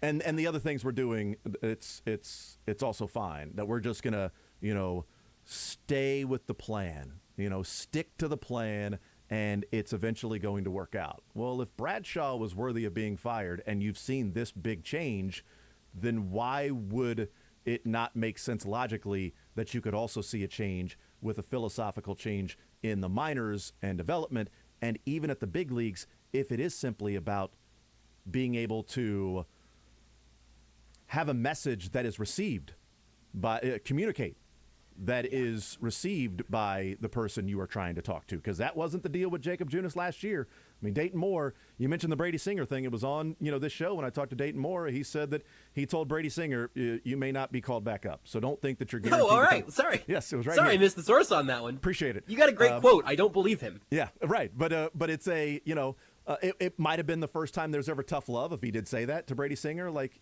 just so fine. you know, no change up. You're not guaranteed to come back up. Nobody is guaranteed to ever be called back up to the big leagues. But then also, when he's talking to us and he brought up Jacob Junis, unprompted, and said, Jacob Junis, we told him to throw the slider. He wouldn't do it. He was, doing other things. We told him, throw your slider, throw your slider. So now that he's in San Francisco, he's throwing his slider. Well, yeah, that's what we wanted him to do. And then the reaction to that would be, well, then why didn't he listen to your coaches? Why was that message not received, and in San Francisco it's being received? And it's not a guarantee that, like, if that was the one example, you might say, hey, you know what? Junis needed a change of scenery to shake up his beliefs, and he needed a different coach, and he could have had Nolan Ryan telling him to throw up more here in Kansas City, and he wouldn't. Maybe there's a world where that's the case. The Royals just have too many examples of pitchers who don't seem to be hitting their full potential at this point. And maybe if they were really good and developed pitchers, we would be saying, well, yeah, maybe they don't have a specific thing, but they're able to tap into what those guys do well and just bring out which I think the is a good best. strategy. I'm perfectly fine with that, and that's what Alex Duvall said. It's like, well, yeah, they've got a lot of different guys in the draft. There's not one particular thing specific that they focused on, which, isn't the worst thing in the world if this team had a track record of being able to develop pitchers. Like, Cleveland focuses primarily on command. If you can't command your pitches, we're not going to teach you how to do that. We can teach velocity. We can develop some of the other pitches. But if you don't have the feel for pitching, then we're going to look elsewhere. The Rays have almost the exact opposite approach of the Royals in that, J.J. Piccolo on with Seren that was saying, like, well, you're trying to strike everybody out, and it's like, yeah, you can't strike them out on the first pitch. Like, you got to get to an 0-2 count before you can strike them out, and it's like, pitch to contact and, try to be more pitch efficient, things like that. The Rays' approach is get to 2 strikes as quick as possible. Get to a 2-strike count as quick as possible, and also throw strikes and keep it simple. Here's what you do best. Do it. Throw strikes. Get to a 2-strike count. That's what they have preached for years and years and years, and they have focused on pitchers with natural talent that can do that, and they've also looked for, where they change it up, is they have diverse arm angles. Now, They still have diverse arm angles with natural talent that throws strikes and has the philosophy of, my stuff is good enough, I'm going to throw a strike, and I don't think you're going to hit it. And if you do, I got guys behind me, and therefore it's going to be a foul ball, or you're going to take. And now I got an 0-2 count, which is what I'm trying to do, is get to 0-2 as quick as possible. They showed a graphic, maybe it was last year, it might have been the year before in the World Series, where the pitchers that they had out there were 13 different arm angles that ranged from 3 o'clock to 9 o'clock on the clock. 9, 10, 11, 12, 1, 2, 3, 13 different arm angles, guys that just came in and threw strikes. So, yeah, they're throwing it over the plate, but their philosophy is, yeah, but the next guy's not going to throw it over the plate looking the same. You know, we can have a bunch of guys that throw 98, and if they're throwing from the same arm slot and same action and the fastball shape is the same, well, then we're going to get pounded. But if this guy throws 98 from the left side at 10 o'clock, and this guy throws 98 at 1 o'clock, and this guy's going to throw 98 at noon, and this guy's going to go throw 98 at 3 o'clock, well, it's not as easy as just having, well, that's 4 guys that you got there in the bullpen that throw 98 miles an hour fastballs. Well, I mean, guys are going to get used to that. Well, not necessarily, because you've got guys from all different like, I can look at those teams and see the philosophy. And I think that's the frustration that comes in with the Royals is, I don't know what the philosophy is. I don't know what their strategy is. I know what it is now on the offensive side. It's swing at the pitches you can do damage to. Vinny Pasquantino, the stat they keep using, Josh, is look at all these hard hit balls that he has, exit velocities that he's producing. Yes, because his approach is, I'm swinging at a ball that I can do damage to, and I'm not just going to roll over and have a 70 mile an hour exit velocity. If I hit it, I'm going to hit it 95 miles an hour. And if I'm not going to hit it, maybe I'll strike out, maybe I'll walk. Hopefully I walk, but I'm swinging at something unless I got 2 strikes and then I just got to put it into play. But if I'm swinging early in the count, I'm doing damage with it, and I'm wanting it to be 95 miles an hour or faster, and I'm not swinging unless I know I can do that. That I know is their philosophy offensively. And the thing that I think could very easily and rightfully be frustrating to Royals fans listening right now is I don't think that the organization decided they changed to that mindset the day they fired Terry Bradshaw. I think that for whatever reason, that's what they've been working to since the overhaul that you mentioned earlier. Mm-hmm. But eventually you get to a point where if you say, hey, we just don't think this coach, everybody I've ever heard talk about Terry Bradshaw says he's a wonderful man and he was a good baseball coach for a good long time, it seems. That's all great. For whatever reason, either that message and strategy didn't make sense to him, or he couldn't make it make sense to these guys. And you don't even have to blame anybody for that. You just move on, and then you have Zumwalt right there to be the next guy up. On the pitching side, I can't remember if it was Alec or Lesky, but somebody mentioned this, and I thought rightfully so, as a sort of devil's advocate on the, not that they were buying in on this, but as the devil's advocate argument on the pitching staff side. The Royals don't have their Zumwalt on the pitching coaching staff. And where you can say, oh, here's our wonderkind who can step in and really make these messages land for these young pitchers. But what I would also question, as we've talked about plenty of times already just this week, is, hey, is it not worth seeing if somebody can take a different perspective on this or come through it a little bit of a different angle and maybe just, I mean, we've all had good teachers and bad teachers. We've also all had teachers that didn't make sense to us who maybe your older brother or sister or somebody loved. And you got there and you're like, boy, I really don't like Mrs. McFarley. I don't know why that was her name. And you go, cool, yeah, I get it. Because sometimes there are just a lot of elements that change there. And if the Royals do seem to have a cohesive strategy that we can't see, it's because it's not coming through in the major league staff. I wonder if you might be able to see more of a strategy, a concise, across-the-board strategy if you weren't looking at the major league team. Maybe if we just only watched single, double, and triple A arms, maybe there would be an approach that we started to see in that cluster. But once they get to this level, it's a different kind of cluster. If there's a cluster, besides being a cluster F, if there's a cluster down in the minor leagues, I would guess it's stuff and talent from that standpoint, and we'll teach them to throw strikes because there's a lot of walks that are going on in the minor leagues with this team. So maybe that's their approach, whereas it kind of seems like the good teams that have pitchers that are developing, it's, hey, we're going to teach you to with the stuff and maybe different shape of your fastball, but if you don't have the touch to throw strikes, we're not bringing you into the organization. Rays, throw strikes.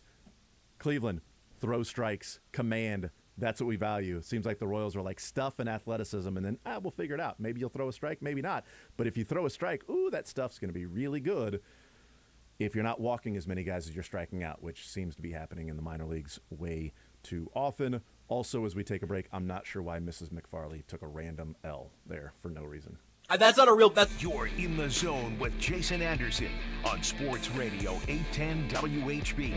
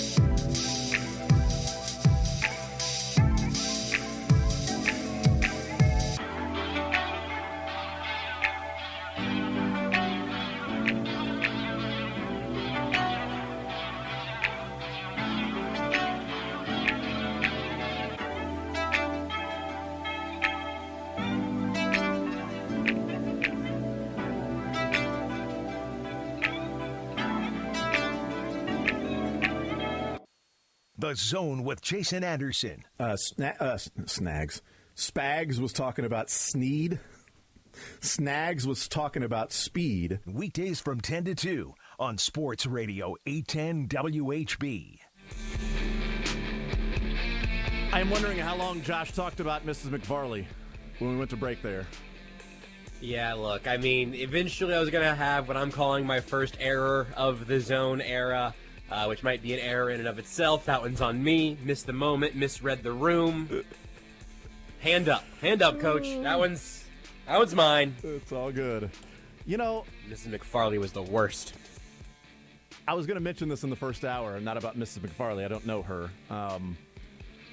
She's not real. But I know the Chiefs and Orlando Brown could get contentious with that relationship. It's to the point of no return with Juan Soto and the Nationals. We know they're going to trade him. Oh, yes. They made him fly commercial to the All Star Game from Washington. They didn't want to give him a chartered private plane. Wow. You've heard all about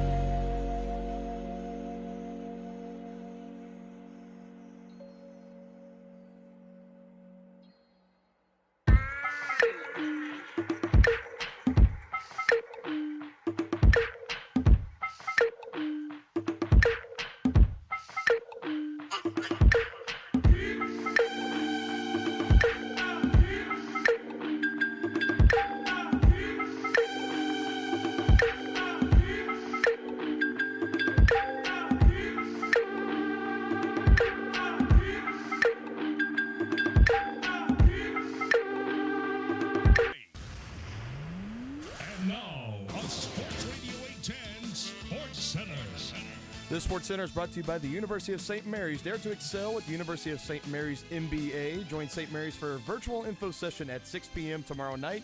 Register now at stmary.edu/RSVP. The American League won the MLB All Star Game for the 9th straight time last night by a score of 3-2, powered by back-to-back home runs by the MVP Giancarlo Stanton and Twin center fielder Byron Buxton. The Royals' own representative Andrew Benintendi went 0 for 2 at the plate with a ground out and a strikeout. The Royals will be back in town and in action this Friday as they host the Tampa Bay Rays. Also on Friday, Chiefs quarterbacks and rookies will report up to St. Joe as training camp starts next week. The rest of the team will report on Tuesday, July 26th, and the first practice open to the public will be on Thursday, July 28th. Lily, my oldest little sister, happy 7th birthday today. You're making your brother feel old. I'm Dylan the intern. We did better this time.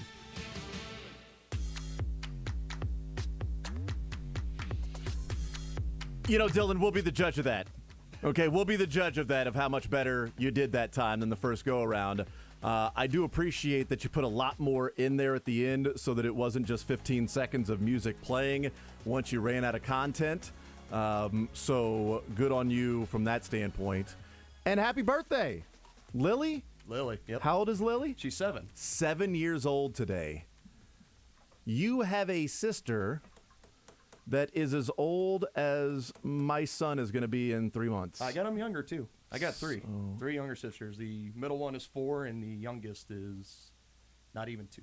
Wow. Yeah. I have a 6 going to turn 7 and a 3.5-year-old. So they make you feel cool. young, don't they? So I guess you're, in theory, old enough to be my son. You know, I guess you would be since I'm 41. So 42 now. My 41 or 42, I don't know. Shut up. Don't talk about it, okay?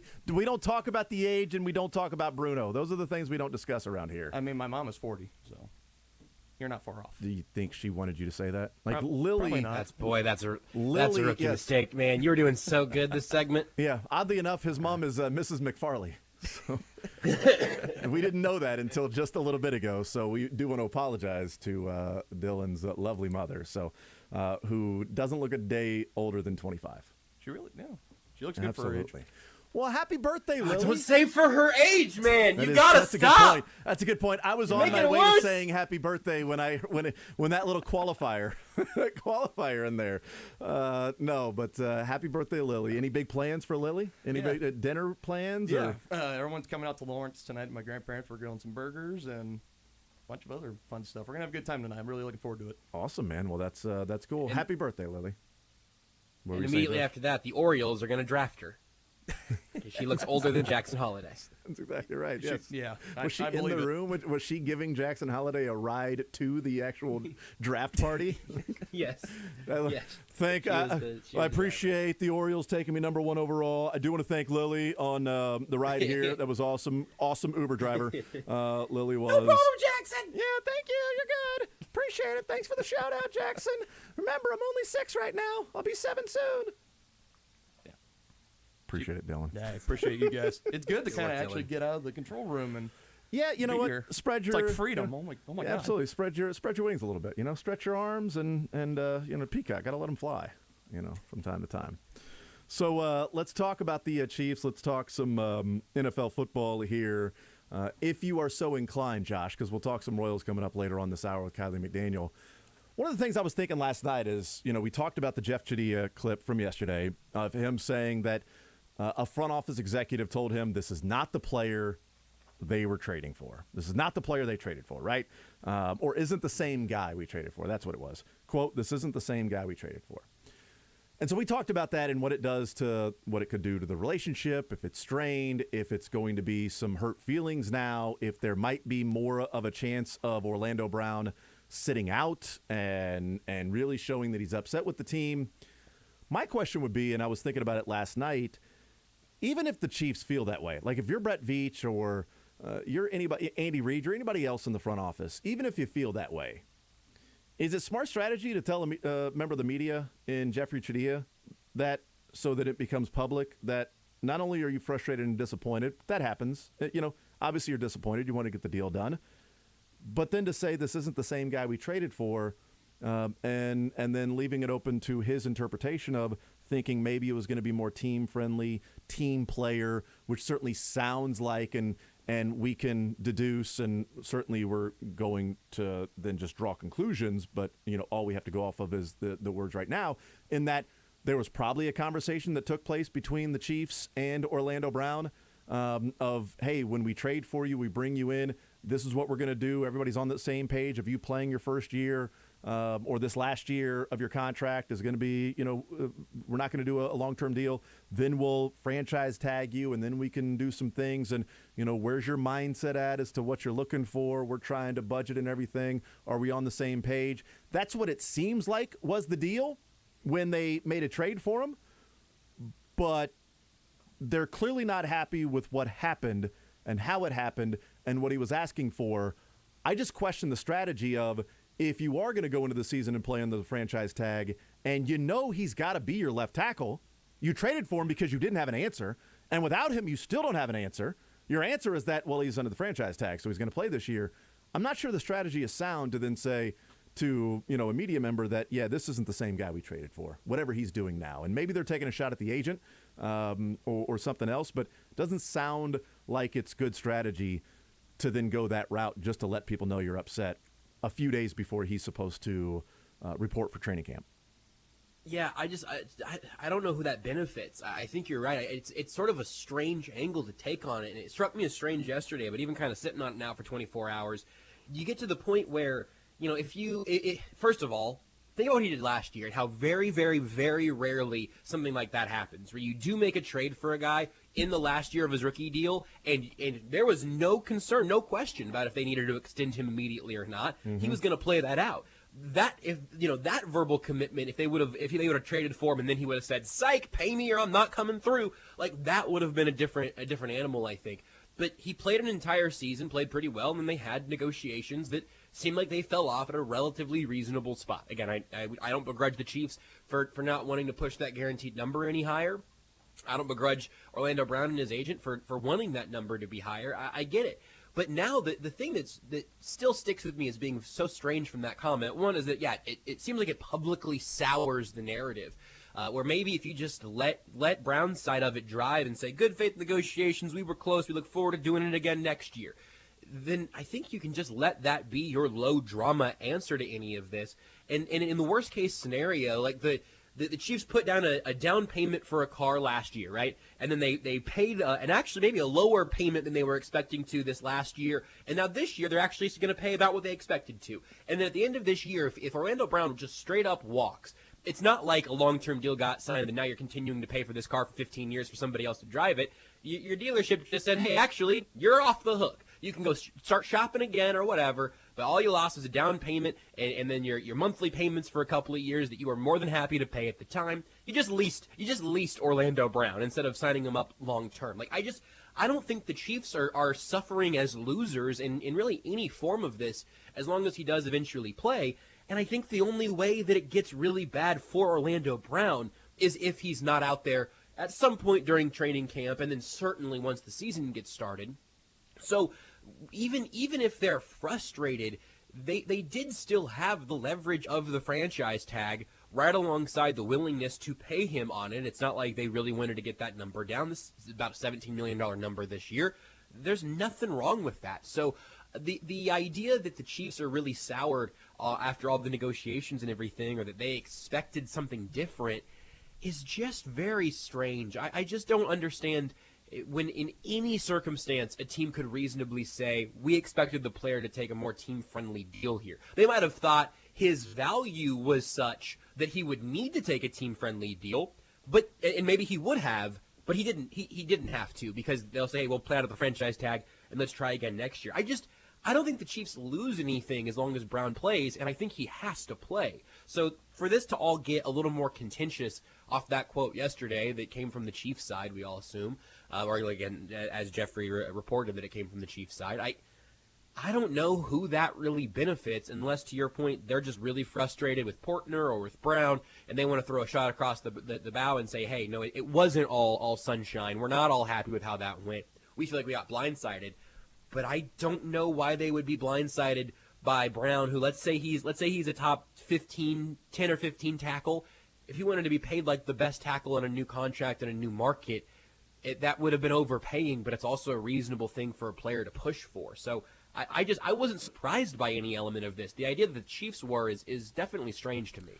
I do wonder if there's, this regime post John Dorsey has had a lot of pats on the back, given their flowers in real time, complimented, and the building of the team and winning a Super Bowl. And I know there's local criticism for the Chiefs front office in drafting, and those that say, well, yeah, but look at the best players. That was John Dorsey. Brett Veach signed him to some contracts, but he's also made plenty of mistakes along the way. And there's certainly local criticism that's there. I think he's done a damn fine job. I think everybody's going to make mistakes, but I think he's done a good job.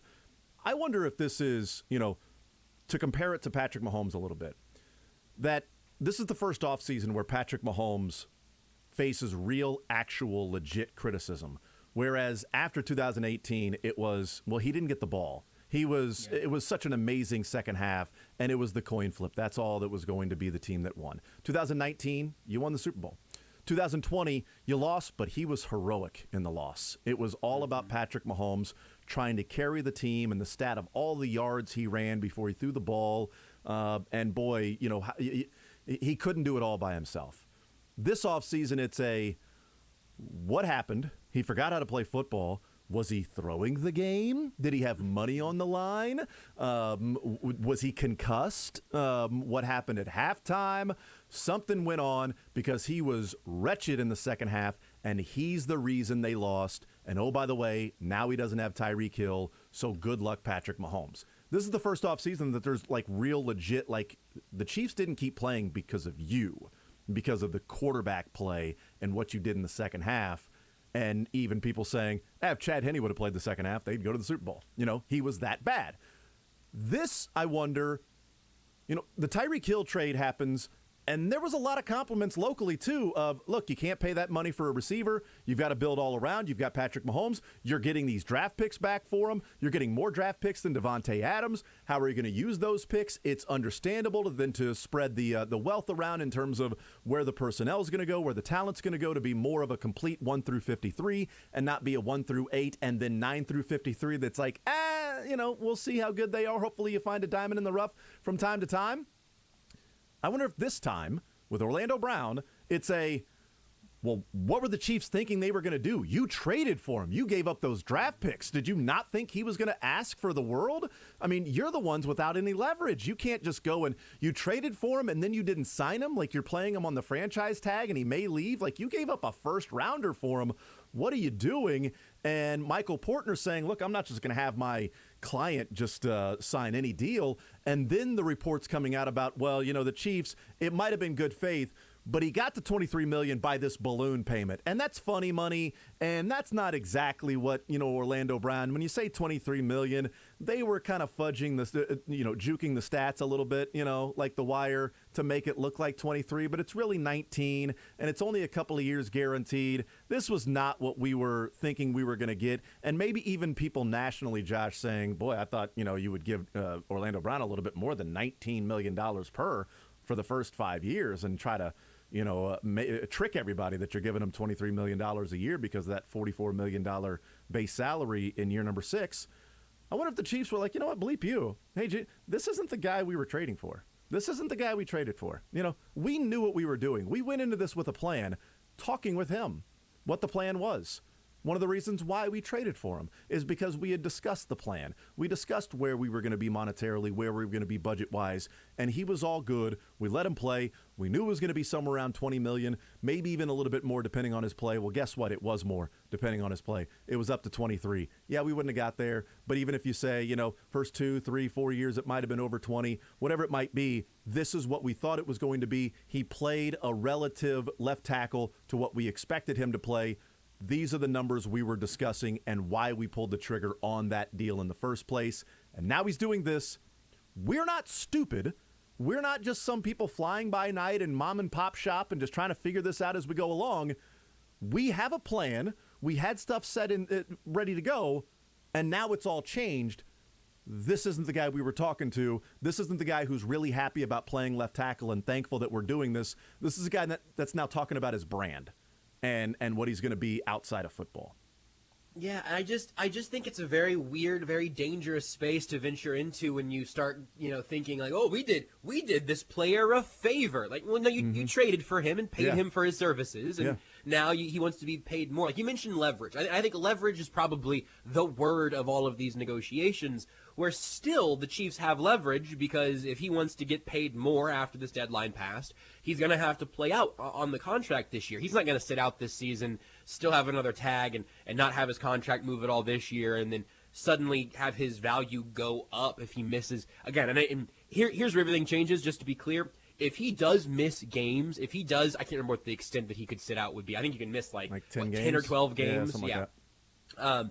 And still have your contract toll if he comes back through just the last chunk of the season. That, I think, would be irrevocably relationship damaging. Like, I don't think that would be fixable between him and the Chiefs. And I think it would be horrible advice for him. Like, what I am getting from his camp is we're willing to play on the franchise tag to try to increase our value, and then before you get tagged the second time, or maybe if you can say, hey, don't tag me the second time and I'll show up to camp as a negotiation chip, then next year the leverage game becomes just about even, or maybe it even tilts in Brown's favor. The thing they're giving up is what if he doesn't play as well this year, or he takes a step backwards, or he gets hurt. But that's the risk that I see them taking for the sake of adding more leverage.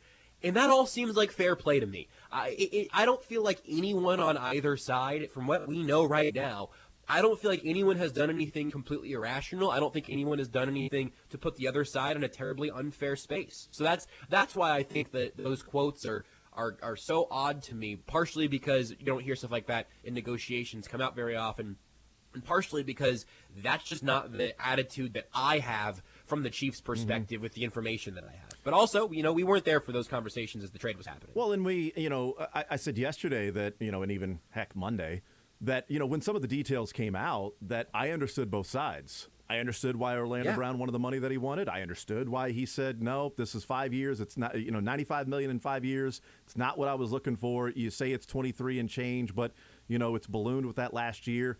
And I completely understand where the Chiefs are coming from and saying, look, we're paying you almost Trent Williams money. You're not even almost Trent Williams.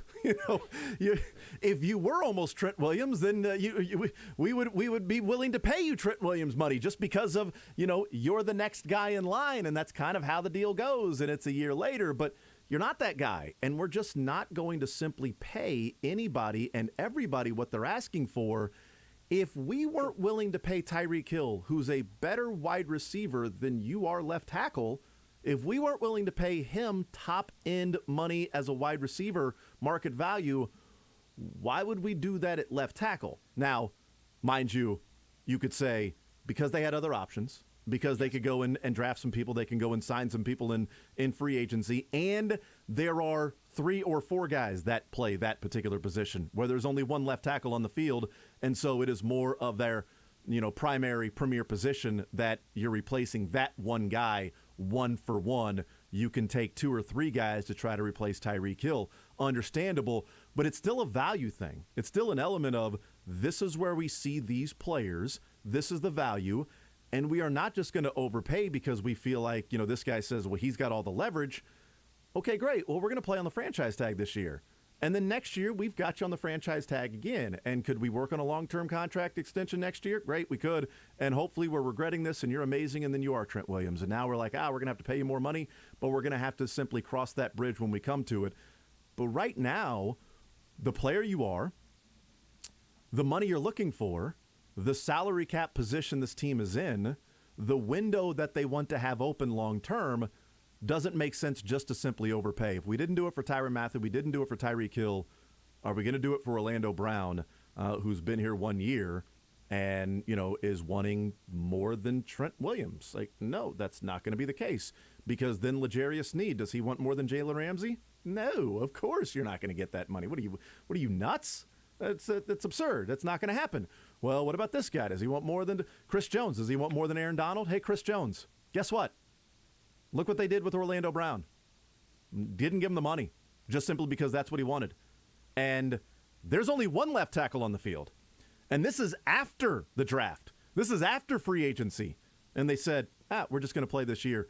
franchise tag. This time next year, I think Chris Jones is going to want a new contract. And I think this is last year for Chris Jones because he's going to want a new contract, and the Chiefs are going to say, we're not paying you Aaron Donald money. I mean, he's closer to Aaron Donald than Orlando Brown is Trent Williams, but we're still not going to pay you that money when you're approaching 30 and to keep you around for 2 or 3 more years when we can get maybe a second rounder for you, use that that money elsewhere because we have already said we value the defensive end more than defensive tackle because we tried to move you to defensive end. So you can ask for that money, but we didn't give it to Tyron. We didn't give it to Tyreek. We didn't give it to Orlando Brown. Chris, we ain't giving it to you, and I know you got a year left on your contract, but if this is going to get contentious, let us know now, and we can make moves and decisions, and we can try to contact teams, or you can do what Tyreek Hill did and work out a new contract with a new team, and we'll see what we can get back in compensation and move on, and everybody's happy, and you can go get paid, and we move on and figure out what we're going to do with defensive tackle and with the money that they're going to save, which would be 20 and change against the cap next year, but they wouldn't have Chris Jones. So where are you spending that? Here's one place real quick that I do think the Chiefs might have some reason to be frustrated now that I'm thinking about going back to the draft.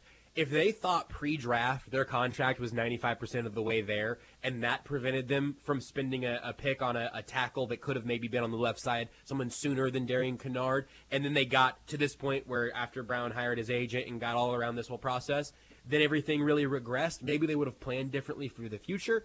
But I have to imagine that kind of thing still happens all the time throughout contract negotiations.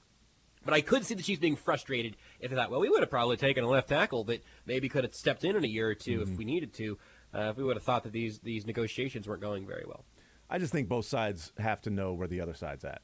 I agree. This still seems like a thing where no one has done anything egregious to me. Yeah. I mean, you sit back, and if you're Michael Portner and the word coming out of that side is, no, it was all in good faith.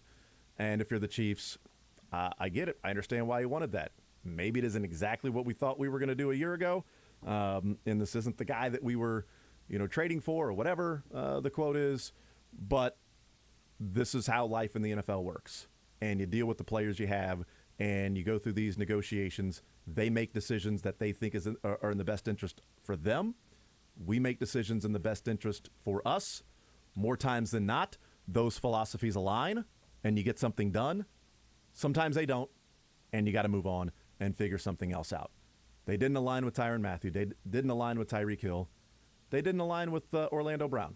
But they do have him on the franchise tag for 1 more year.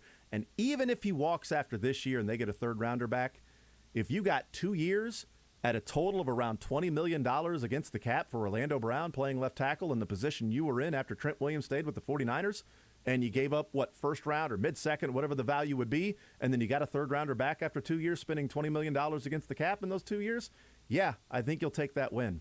I think you'll walk away and say that's a win for us because we got what we needed to do at the time, and it gave us time to find a left tackle of the future, and we're not going to pay Trent Williams money for somebody we didn't think was Trent Williams. We were trying to pay Trent Williams money to Trent Williams. We're not going to then do that to Orlando Brown, even if we traded for him, because we feel like 2 years at the salary cap we're paying him at and getting a draft pick back, even if we walk on him next year, it's still a win for us in the end. We'll take a timeout. We'll come back.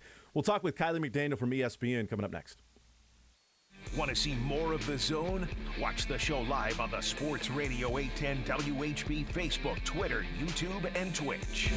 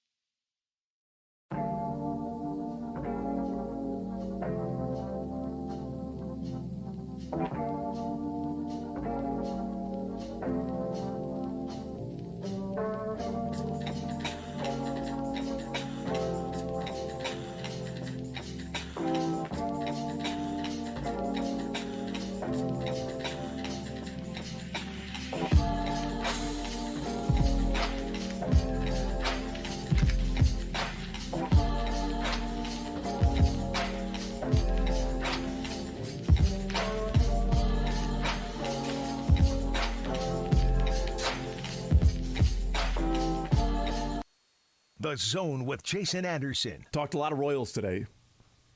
Sorry. Weekdays from 10 to 2 on Sports Radio 810 WHB. All right, welcome back in the Zone right here on Sports Radio 810 WHB. Jason Anderson with you, Josh Brisco Beards. We'll tell you more about the WHB 100-year celebration that is coming up on August 11th. We'll do that in the next segment. Right now, talking some Royals baseball, some Major League Baseball draft, some prospects, some minor leagues, some big leagues. Kiley McDaniel from ESPN does a great job for ESPN covering Major League Baseball, the draft, and all of those things. Kiley, welcome into the show, man. Really appreciate you joining us. How are you today? Doing good. I think I flew home cross country on day 2. I think I finally bounced back now. Okay, very good. So the draft over, kind of take a deep breath, and then now being able to bounce back and sort of assess everything. That's what we've been trying to do, and looking at the Royals' 20 picks that they selected and 17 straight college players, and then the last 3 picks were high school kids. We've kind of talked about it around here as if there's like an organizational change or if there was just circumstance that this is how the draft fell for them, that it wasn't exactly going in and saying we're only going to take college guys. What do you make of the end result that the first 17 picks for the Royals were college players, whereas they've gone prep a lot? I mean, it's they're one of the riskier teams out there. And this seemed pretty safe with college position players and even some college relievers that are like, well, yeah, but we'll just move those guys into the bullpen and they can move along because that's what they do and that's what they'll do in the big leagues. What do you make of that strategy of all of these college players? Yeah, I think we talked about it before the draft, that it looked like what was going to be presented to them at their first pick would be leaning college at sort of the beginning of that second tier of a draft that ended up being very heavy on college position players. That's exactly what they took in Gavin Cross. I had heard them, one of the couple teams tied to Caden Wallace with the second pick. We also thought they would take Cade Horton out of Oklahoma. He ended up going 7th. If he went 9th, I think they would have taken him. That was like the one pitcher I think was in their mix. So I think we were hearing a lot of college stuff, and I think there's been a pretty consistent drumbeat of we're not going to totally tank and bottom out. We're not going to opt out of the free agent market. Like, we're going to continue trying to make the team better. And obviously we've seen some of those drafts in the past with Asa Lacy, Jackson Kowar, Brady Singer. College pitchers have been taken a lot high when they think they're kind of rounding the corner, trying to, get this wave of talent propped up rather than start a new wave. Obviously, last year was a bunch of high school pitching and high school catcher with the high pick, so it's not always been that. But I think they've showed that flavor before. And I also know in general when teams go 20 straight pitchers or a bunch of college guys in a row, they never really plan to do that, but it turns out suddenly their board was sort of stacked to where that had a good shot of happening. But I think even ahead of time, we thought at least the top of their draft would probably be college heavy. Yeah, and they even talked about that, well, this wasn't exactly the plan, but things in the way the board goes, this is what they ended up going with. You mentioned Cade Horton. If he was there at number 9, do you think they would have taken Cade Horton over Gavin Cross? I think so. I mean, go a little behind the scenes here. In the last week before the draft, it sounded like he'd either go 9 or 10. I think for understandable reasons, Dayton Moore was at the College World Series, so I think he saw Cade Horton pitch up close and personal. A lot of scouts noticed that, and it sounded like 9 or 10 is where he would go. And then the morning of the draft, I was told the Cubs at 7 were interested. So yeah, I think they wanted to take a college pitcher, and that didn't seem like any of them were worth it. And I think as we got to Omaha, it then looked like, okay, Horton may actually be worth it. And there were a lot of teams in that range that wanted to take him, obviously right behind Kansas City as well. And they also identified Horton as the one where you could justify taking a college pitcher there. I mean, it's obviously not apples and apples to where you would say a college position player versus a college pitcher, but who do you like better, Cade Horton or Gavin Cross? I mean, Gavin Cross I've had rated like at this sort of, roughly 10th overall level for over a year. And Horton was a late second rounder at best about 6 weeks ago. So it's hard to say I would have him ahead of Gavin Cross as like a sort of safe college hitter that comes with some defensive and offensive value. But obviously, as we came down the stretch there, they got much closer. But yeah, I would have taken Cross in that situation if they were both there. So how good is Gavin Cross? You had him right around here. You had him, I think, 10th. And they went and took him number 9. So what do you think of Gavin Cross and the player that they're getting? Well, he fits the profile of the college hitters that go in this range perennially. I mean, J.J. Bleday, a very similar sort of player, went 4th overall a couple years ago. It ended up being wrong because he went ahead of C.J. Abrams and Riley Green, and he hasn't reached the big leagues yet, and they have. But that doesn't mean that Gavin Cross is going to go that path. I mean, it's a sweet lefty swing, performed in the ACC, shows you plus raw power, shows you above average hit and pitch selection. Not like that 70 grade guy, not going to hit you like 35 bombs, probably not going to hit 300, just like a tier below that on both counts. He's also deceptively quick. He might only give you an average run time, but he's pretty good in center field right now. So there's always a chance that he could be that kind of guy that's like, the tweener that could play either spot depending on what you need.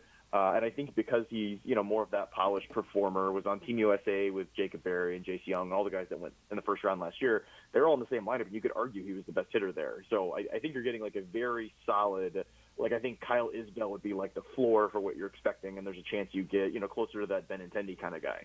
So do you think he you mentioned that he's, sort of sneaky fast, because of his size, right? Can he stay in center field, or is he going to move to right field? It seems like the consensus from almost everybody is, well, this guy's going to be a right fielder. Maybe they, sign him, give him the bonus, and say, well, no, you're center field. And then 2 games later, it's like, well, yeah, we're moving you to right field. We told you we'd start you in center, but now you're a right fielder. Do you think there is a chance that, Gavin Cross can stay in center field, and they would have somebody to sort of answer that question or hole that has been in this organization in the center field spot when they move Nick Lofton out there, when they trade for Drew Waters, and now Gavin Cross? Do you think there's a chance he stays in center field? And given the fact that it's Kauffman Stadium, how much of maybe less likely of a chance he is to stay in center field when we know the Royals look for guys that are really rangy from right center to left center there and play in the outfield? Yeah, I would say 2 considerations there. One, I just mentioned Riley Green was probably a 45 below average runner that looked like a slam dunk right fielder. And then in his draft spring, all of a sudden he'd give you a 55 above average run time and look like he might be able to play center field, but never, not that you'd actually leave him there in the big leagues. He's now playing center field in the big leagues. Mm-hmm. So there's a recent example of a guy who I would have told you going into the spring was a right fielder, and then at draft day it's like, he's a tweener, and then he just kept getting better. Now, obviously, Riley Green is a top 5 pick out of high school that's been a dude since he was 13 years old, slightly different in terms of elite athleticism. So there are certainly examples where guys can improve at that level. Gavin could be one of those guys. The other thing to consider, even if he beats expectations and is an average defensive center fielder, most teams have an above-average defensive center fielder to put there anyway, and they'd end up moving him anyway, which is the same way with the shortstop. If you're like, can this guy be an average shortstop? It's like, well, there's usually a Mondesi or a Witt or somebody floating around that's better than average anyway. It doesn't even matter if you're average because most teams will want to feel better about that. And I think the Royals are one of those teams where you got a lot of plus-plus runners and really good defenders floating around. He's probably never going to be asked to do that on a regular basis, even if he could do it. So we talk about whether or not the bat will play at different positions. So he played center field at Virginia Tech. Does the bat play if he moves to right field? And that's where he's at for, 3, 4, 5, 6, 7 years would obviously be a slam dunk of a number 10 pick if you get a guy to play right field for 6 or 7 years, especially if you're going to be good. Does the bat play at that position, or is the value with him, the ability to maybe stay in center? No, it's you're buying the bat here. I mean, the sort of median projection from scouts would be 270, 275, 20, 25 homers. Obviously, a chance for a little more, a little less. But I think even a step below that, 260 and 17 homers might still be enough to be an everyday right fielder. You're just kind of always looking to upgrade him a little bit, and he's just fine. If you're a championship team, maybe he's a 4th outfielder. I think that's sort of like a lower end projection. But I think if he's close to what people think he's going to be, then it's going to be a comfortable above average right fielder that you feel good about. Visiting with Kiley McDaniel from ESPN does a great job covering the draft and Major League Baseball. Let's look at the second-round pick and Caden Wallace that the Royals took. And you mentioned he was Dayton Moore was at the College World Series for obvious reasons when Cade Horton was really good. Well, he's been to Arkansas a number of times and has seen that team play, and Caden Wallace is the third baseman there. So he has plenty of scouting that he's done for this guy. How good of a player is Caden Wallace? So he was one of, I think I ended up saying 5 or 6 times on the broadcast that it was an older for the high school class in the pandemic-shortened 2020 draft, where the draft models hurt you when you're older for the high school class. So usually you'll need the entire spring to perform at a level where teams can get enough information to feel comfortable about you. So Kevin Parada was like this, Caden Wallace was like this, Sterling Thompson. There were 4 or 5 guys that went high in the draft that basically didn't have their prices met out of high school as sort of second, maybe third round type talents, just because they didn't have that full spring to make that convincing case. And so Wallace was one of the best. I think him and Parada were the 2 highest rated guys out of the 2 years ago class to get to college, and he basically performed as you would have expected, if not a little bit more, both years. Sure-handed at third base, plus arm, plus raw power. Made some strides this year with the bat, obviously playing in the SEC. You feel good about that. The only question is he a enough swing and miss concerns that he is a below average hitter, hits 240 with 20 homers and plays third base?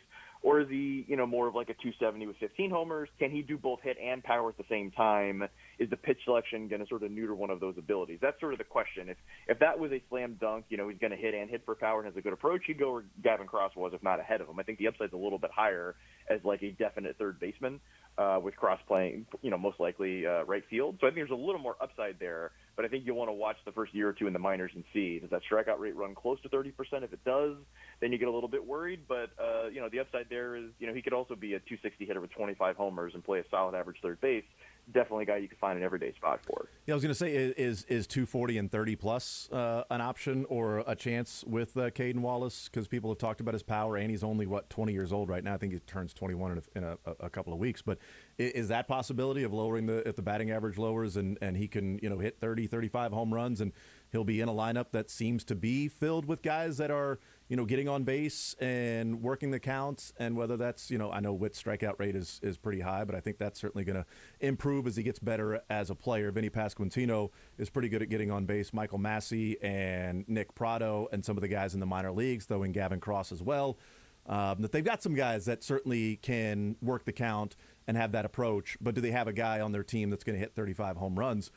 Could Caden Wallace be that, or it's better to sort of maximize the batting average, get him up to 270 if it means taking 10 or 11 home runs off of his yearly total? Yeah, I mean, it's still like it's early enough in the process. We'll see how that decision sort of plays out. But, yeah, I would say, more 20 to 25 homers than 30, 35. But certainly we've seen some guys in the big leagues. I remember talking to a scout saying when you saw Mookie Betts in high school, like obviously everybody missed on that report, what did you think? And so this is obviously a couple years back. And he was like, I walked in there and it wasn't like necessarily a great look, but I looked at him physically and said, well, that guy can't hit 25 homers. And like now you can't do that anymore. Like pretty much anybody that can hit him out to center field DP, like I guess they could hit 40 like Eugenio Suarez did. I mean, I guess technically anybody can at some level, but like he's definitely got the tools to do that. And I think different than Gavin Cross, I didn't know his name until he got to college. Caden Wallace was one of the top 5-10 players in his high school class when he was a sophomore in high school in Arkansas. Wow. So he's one of those guys that's been around for a long time, and so I tend to round up on those guys when they've been elite this entire time. Visiting with Kiley McDaniel from ESPN. There were a couple of names on the board that people around here were hoping that the Royals would select. One of those being Cam Collier. He went 18 to the Reds, so obviously not there at 9. He went 9 picks later. And then Jace Young that went a few picks later to the Detroit Tigers, the second baseman from Texas Tech. Gavin Cross, Jace Young, Cam Collier, the way that or the spot that those particular players went, who would you have liked in that? And why do you think Cam Collier slid all the way to number 18 when it felt like he was going to be a top 10 pick, or at least from the outside looking into the draft, it felt that way?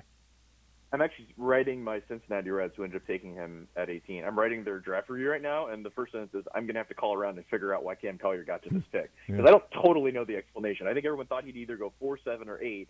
If you asked me before the draft, would he get to the Royals at 9, I would say very unlikely. So I would imagine there is some level, if Cincinnati gave him a number, maybe they were able to match that top 10 money, and he told the Royals it would be a bust slot. I could certainly see that being what happened. Also, I would say teams that tend to evaluate players the way the Royals do on more of a traditional scouting into things, they looked at Collier and said, like, this guy's not twitchy. I don't necessarily see a plus tool other than his arm at third base. It's a little bit what they would call a now body, more mature. Whereas, some other guys like Cross, it's like, performing in the ACC for 2 years. There's a little more there for not having those 70-grade tools. So I could see them being a team that was just low on Collier anyway. And Young, I had a tier below, not a tier below, but I had 3 spots behind Cross just because Young is probably second base, third base, just okay, might end up being a left fielder. And I think while his raw power is comparable to Cross, he hasn't shown the ability to get to it in games at the level you'd want to just because of the way his swing works. So I think Cross is a slightly better bet. I had him one sort of grading tier above Young. So I think it was basically one or the other. I think they made the right call there. And with Collier, I think it was probably a little more the team's temperament and what they're looking to do, obviously going college heavy. As advanced as Collier is playing junior college, he's also 17 years old, and Cross is 21. So I think that was also probably, regardless of how they evaluated him, probably a bit of a coin flip situation there. Yeah, I know you said you were going to call around and see, like, one of my first thoughts is, like, is he that strongly committed to Louisville that it's going to have to take, like, a really pretty penny to get him to go and play in Major League Baseball, that he's going to want to go play in the ACC, like, we're talking about some of these guys. That was my first thought, is like, okay, maybe Collier is wanting a lot more money than teams are willing to pay, and maybe the Reds were like, we'll draft him and take a chance and see if we get him. If not, we'll get a pick next year for him and pay him that money. I don't know. It's definitely a factor because I think he has like sort of an unprecedented amount of leverage by going to junior college at 17 years old rather than being a high school junior. That is his first year of college, so he can go play 2 years at Louisville and be draft eligible as a 19-year-old with 2 years in the ACC.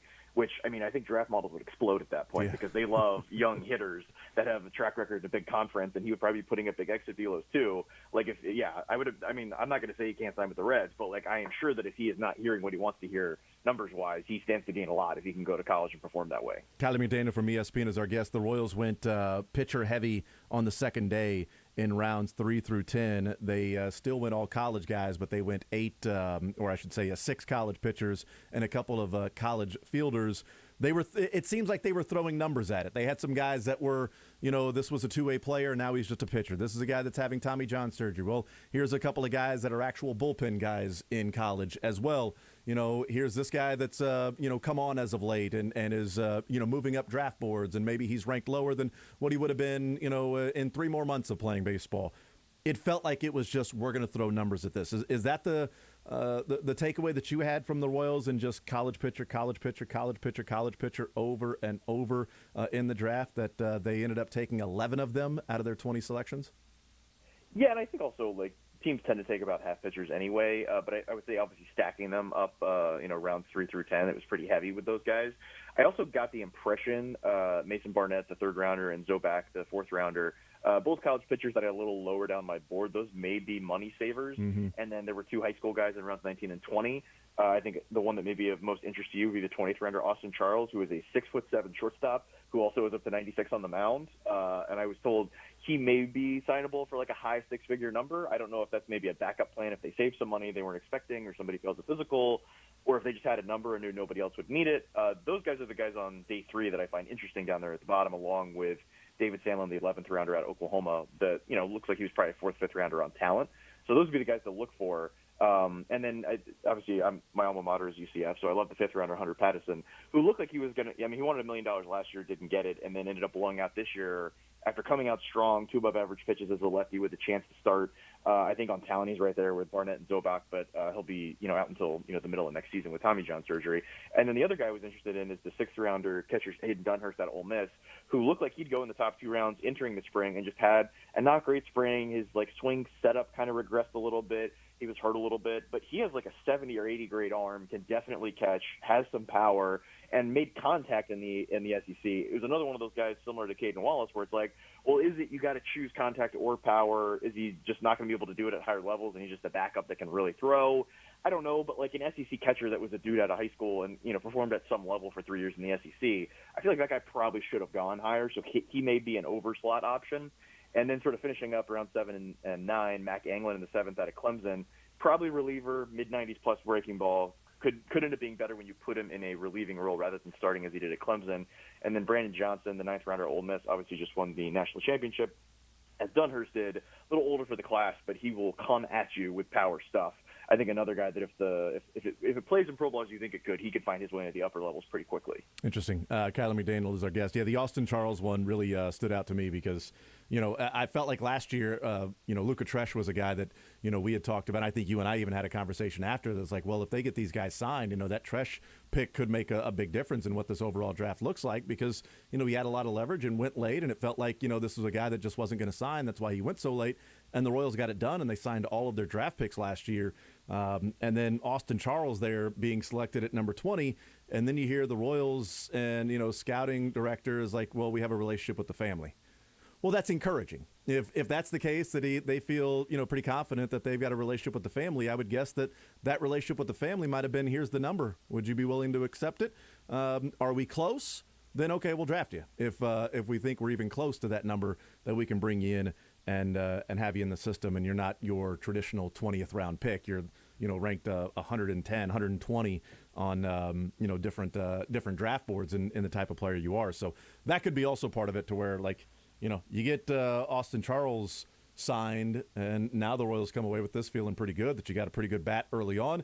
Caden Wallace, a good bat. You got a couple of guys that you talked about that were maybe above a slot in like the 6th and 7th round, and then at 20 maybe you make up for some of those signabilities and you get a high school kid that, like you said, 6'7", throws mid-90s and plays shortstop as well, and a two-way player. So I'm we I'm definitely fascinated look by at this. those bonuses when they come out in the third and fourth rounders, Barnett and Zobak, because if they can trim money there, that then gives me the money works a little bit better where they might be able to sign everybody. Whereas if those guys come in close to slot, which on their best days, that's probably where they belonged on slot. I saw them both this spring, and they'll both show you above average stuff, and you might think they're their starter, and that wasn't quite where I had them. But like I said, you could think that maybe there's some data I'm not aware of that informed it. But if those come in well below slot, then I think all these guys may be much more signable than you think. And, especially those last two picks, Zabchansky, the 19th rounder, cold weather projection right-hander, another guy you'd like to add in the mold of some of the guys that were taken with the high picks last year. If you can sign all 20 guys, I'd be thrilled with it. But I think those third and fourth rounders will be key. If they come in well below slot, then I feel much better about getting everybody in the boat. Awesome stuff. Kiley, I really appreciate it, man. You're the man, and great stuff, great coverage as well. And we appreciate you carving a few minutes out for us today. Yep, thanks for having me. Absolutely. There's Kiley McDaniel. Great stuff, man. ESPN, MLB, draft, prospects, minor leagues. Kiley is awesome. One of the best out there, and covers the draft as well as anybody. And looking at the overall Royals draft, coming away with some of the same things that we did, especially when it relates to Austin Charles, that you got a guy that's you're going to have to pay well over slot at the 20th pick when he's ranked 109 at MLB Pipeline, and he was drafted at number 595. We'll take a timeout. We'll come back, wrap up this hour next. You're in the zone on Sports Radio 810 WHB.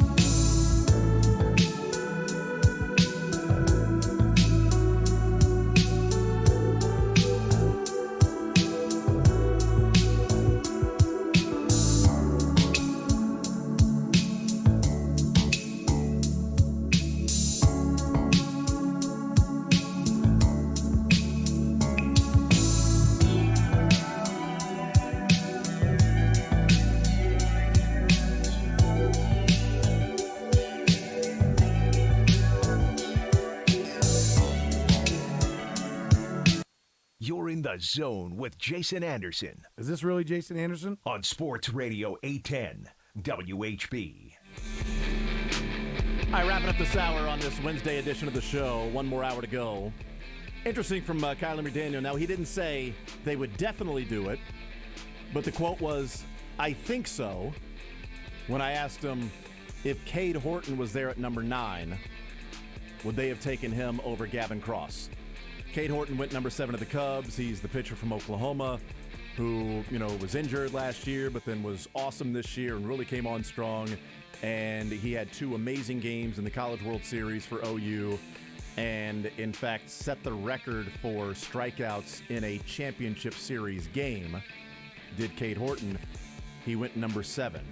Kiley said that he was hearing a couple of days going into the draft that Cade Horton was going right around 9. He went number 7. They went Gavin Cross. His quote, "I think so," that they take Cade Horton. We'll see.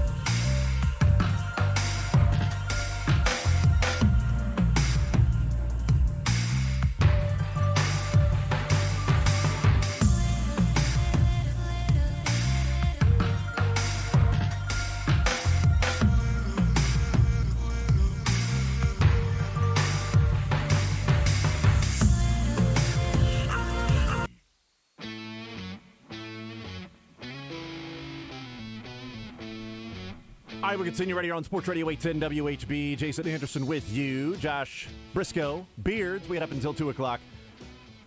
One more hour to go. Thank you to Kiley McDaniel in the previous hour. Alex Duvall in the 11 o'clock hour as well. First hour talking some All Star Game and reaction to that. Then, of course, talked in the noon hour about Orlando Brown a little bit more and moving forward in that relationship. Do want to let everybody know and continue to remind you that the 100-year celebration of WHB, it's coming up on August 11th, Thursday, August 11th, at the Midland Theater is when that celebration will be.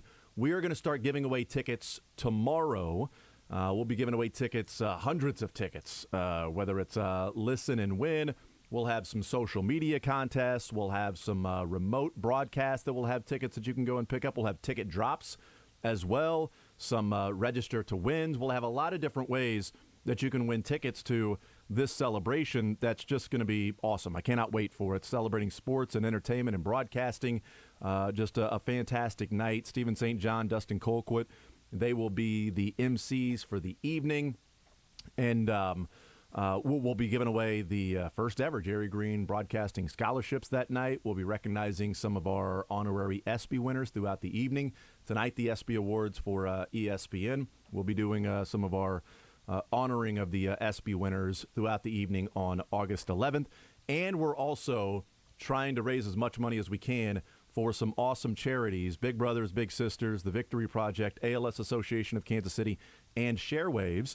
And sponsorships are available if you call 913-344-1529, as little as $500 for your company, corporate sponsorship packages as well that you can have. So different levels of these packages to help raise some money, and the money going to these incredible charities. Again, Big Brothers Big Sisters, the Victory Project, ALS Association of Kansas City, and also Sharewaves. Nigro Brothers will be there at the end of the night with a live auction as well. So that'll be some fun going on August 11th at the Midland Theater. We have been telling you every day about the different attendees that will be there, announcing 3 more attendees each and every day. Today's announcement to go along with Matt Beasler, Dustin Colquitt, Bill Self, Willie Wilson, Trent Green, Graham Zusi, Bill Moss, Gary Pinkel, Nikki Lopez, Johnny Russell, Alex Gordon, Greg Gurley, Duron Cherry, Tony Temple, Jeff Montgomery, Warren Moon, Joe Goldberg, Gino Schiraldi, and today announcing that Gary Lezak will be there. That's awesome. Newly minted hole-in-one golfer Tim Grunhard will be there, and Tyshawn Taylor will be there as well. So there's 3 more for today. And over the next couple of weeks, each and every day, announcing 3 more attendees that'll be there with some local and national celebrities, just having a fun night celebrating sports and entertainment and broadcasting. And it's nights like that I love, I look forward to. It's a lot of fun, and I never know what to wear. And I'm like, do I dress up? Like, St. John will probably be in a suit because he's emceeing the thing, but, you know, do I go with like just a collared shirt, like a polo? Do I go button down? Do I go button down with like a suit jacket over it? Do I go like tennis shoes? Do I need to go like nice shoes that, you know, maybe I would have to go and have them polished because it would make me look like I have more money than I actually do? Do I have to go that route? Like, I'm not sure. I don't like the trying to figure out what to wear, because you don't want to be the guy that's either dressed down too much, and you don't want to be the guy that shows up in a 3-piece tuxedo and everybody's like wearing jean shorts and flip-flops. See, I think you've got everything in the middle there. I was actually literally yesterday texting with an invitee who was asking on his behalf and on his wife's behalf what the dress code was supposed to be, and I think I'm probably going to end up with either just a full like T-shirt under a suit jacket. Maybe it's a nice short sleeve button up suit jacket combo. Maybe it's a long sleeve button up no jacket. I don't know. I think there's going to be a wide range of outcomes. I wore a polo and a suit jacket to Beards' wedding, and I ended up being underdressed, which was shocking because look at Beards. But I think we got a pretty good angle there. I think it's got to be. Jason, wear something that you feel like you look good in, or just let your wife pick. Oh, I'll let her pick. Yeah. I will base whatever I'm wearing based on what she chooses to wear. That's what we'll end up doing. One thing I know is that I won't be wearing a tie. I promise you that. I will not be wearing a tie. No. And Mike Leach, who is one of the best interviews out there and always want to hear his sound bites, he was asked yesterday about the fact that, he's there in a suit and tie, and people were talking about how Mike Leach looked so uncomfortable in that the tie wasn't even really center. It was kind of offset one way, which is perfect for Mike Leach to be dressed that way. And he weighs in. And this guy, he's just brilliant. Here he is weighing in on neckties. It's utterly pointless. I mean, it's completely pointless. I'll tell you what I'm going to start doing with these ties. I mean, it's not really big enough to be a bib. It's just skinny. Okay, what's annoying about it? This knot, squeezing your neck, ingrown hairs on it after you shave, because typically tie things you shave. What I am going to start doing is... And I'll probably go to Salvation Army. Yeah. And we can get some ties, and then I'm just gonna flat out just wipe my mouth with it in front of everybody. So it serves a purpose. Yeah. Oh yeah, like eat a donut. There you go. Pizza, a little oil hill. Oh yeah, and I'm gonna do that and make sure people see that to a point where hopefully they get rid of these things. There you go. I mean, because that is madness. Jesse Langford is your guy, by the way. That's the guy New who wrote York in the 1920s. Where'd he grow up? He was a New Yorker in the 1920s. Wait till you hear him in New York. Clothes maker. He used his extra clothes, extra patterns, I guess, to for some reason make neckties. That's what he thought would be a good idea. Well, he's an idiot, and the thing is, when they invent a time machine, that guy's in trouble. He's an idiot. When they invent a time machine, that guy's in trouble. Oh man, Mike Leach, what a gem. They're worthless. They're worthless. You got this thing hanging down there, and then you got this knot here that's choking your neck, and you get ingrown hairs because you gotta shave, or you've got the tie and that. And I'm just gonna use them as a bib. I'm gonna go to the Salvation Army, get ties, and then wipe my mouth with ties. Coach, if you had a time machine, what would you do with it? Probably a lot of the standard things. Go see the dinosaurs, kill Hitler, maybe dust up the guy that invented neckties. Give him a little what for? Give him a little what for? Tell him to use all that extra fabric on maybe making big bibs for boys like me. Yeah, I would actually just burn his fabric, his entire clothing line. Sorry, you're taking one for the team there, guy. We're not going with the necktie here. Hey, fella, here's one they're going to love in a few years. Invent hoodies now. Make them formal. Boy, use your extra material to put a hood on the back of these jackets. They're going to love it. The formal hoodie. That would you know what? All of my hoodies were dirty. I went to his wedding, and I felt like I was so underdressed. I had this weird little piece of cloth that was around my neck that I tied into like a tie, into like a little knot. And it was like so underdressed because I didn't have any hoodie that was clean, and everybody was wearing their nicest hoodie that night. And I felt really bad. And so I gave them extra money in their wedding gift just to make up for the fact that I did not have my very nice high-class hoodie that I typically would save for such events like a wedding or Think about how much better society would be. Yeah. Think about that. Everybody would be happier. We'd have flying cars if we all could just wear hoodies for formal wear. Yeah, that's all it took. Is not inventing the necktie. We'd have flying cars. Is that what you're going with? That's your strategy? That's the pretty theory? much it. Yeah, I mean, I think that society generally think about this. Who's been making for the last 100 years or so? Who's been making most of the big important decisions in boardrooms and secret smoky rooms? It's a bunch of dudes wearing ties. And I think that even if it was the same people, although it probably shouldn't have been all those people, but even if it was the same people for the last 100 years, if they would have been making those decisions in hoodies instead of neckties, I think they would have been a lot less repressed about some things. We'd have flying cars, etc., etc. Speaking of working, this thread, and it just popped into my head as you were talking about this. This thread came across my Twitter feed last night. I don't know if you've seen this or not, and then we'll get into some other things that are sports related. Yeah, no rush. But this guy, Paul Faari, not sure, says, a brief history of nobody wants to work anymore thread. Did you see this? No. 2022. According to a new survey released by Tiny Pulse, 1 in 5 executive leaders agree with this statement. No one wants to work anymore. These same leaders cite a lack of response to job inquiries and people that just don't have the work ethic anymore. 2014. What happened to the work ethic in America? Nobody wants to work anymore. It's not always been that way. When I first started to work as a teenager, I saw people work hard. That's an excerpt from a newspaper clipping. 2006, this from a website. I can't believe the bad luck I've had in trying to find someone to do some needed home improvements. It almost seems like nobody wants to work anymore. And when they do, they have no pride in what they do. 1999. Nobody wants to work anymore, Cecil said. They all want to work in front of a computer and make lots of money. 1981. Farming is my hobby now, but these rocks, I hired 2 boys to clear the rocks off this land last week, but they just fooled around. They didn't want to work. Nobody wants to work anymore. 1979. Quote, nobody wants to work anymore, end quote. 1969. Last Sunday, the first of the programs dealt with, quote, how it feels to be poor, and the upcoming Sunday segment is called, quote, nobody wants to work anymore, end quote. 1952. I heard somebody say the other day that everybody was getting too darn lazy and nobody wants to work anymore. That's the truth if I've ever heard it. 1940 from a newspaper excerpt. No way! After mentioning the reduction of the $85,000 a year laundry bill for Wisconsin General Hospital by having the laundry done by Walpon prisoners, Governor Heel said he wanted to lower taxes. Quote, but the trouble is everybody's on relief or a pension. Nobody wants to work anymore, end quote.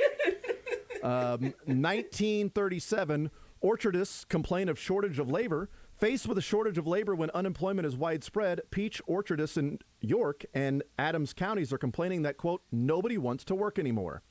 Nobody, it seems, wants to work. 1922. Come on! This from a newspaper. What's the cause of unemployment and hard times, you ask? The manufacturer and businessmen say it's because nobody wants to work anymore.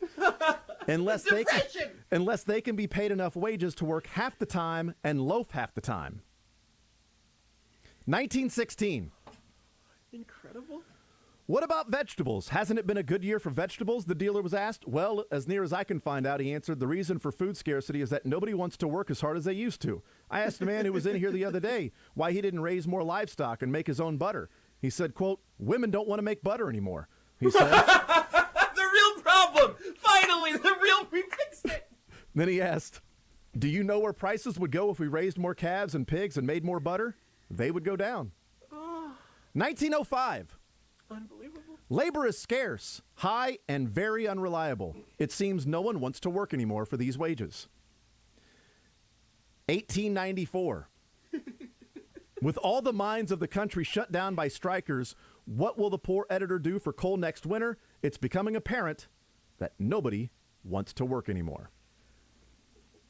Those are all clips from newspapers dating back to 1894, and that is absolute yeoman's work by this hero that we didn't know, that we didn't ask for, but we didn't know that we needed. Can you spell their Twitter handle real quick so we can all get there? I got to read this myself. I got to hit this with a retweet. At Paul, ISCI. Wow, at that Paul, is ISCI. He put that out there last night. It came across my Twitter feed. I don't even know who retweeted it, but I couldn't believe just going back, and I'm like, okay, 1916, okay, 1905, okay, 1894. How do you search? I mean, you go to libraries with the Dewey Decimal and get that, the microfiche, and try to scroll through.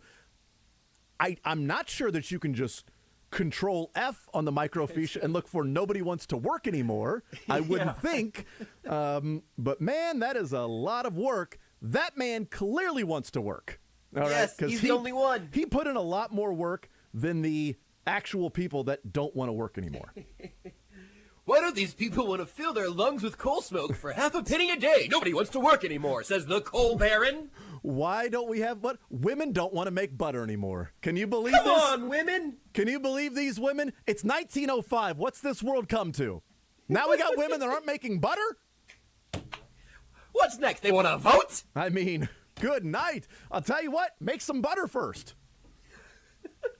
Wow. Nobody wants to work anymore. All right, well, we'll take a timeout. I'm gonna go churn some butter, I guess. Let's see if I can get this. Show you if I can get this country back on track. 2022, Rob Manfred. Nobody wants to work anymore for these wages in the minor leagues. No, that actually was not what was said, but it was kind of like what he said. We'll get into that, a couple of other things, and then the Royals have now released a statement with the lawsuit alleging racial discrimination and a hostile work environment at the Urban Youth Academy. We can read the statement that was released by Sam Mellinger with the Kansas City Royals. More Zone coming up next. Hi, guys. It's Andrew. Are you struggling with...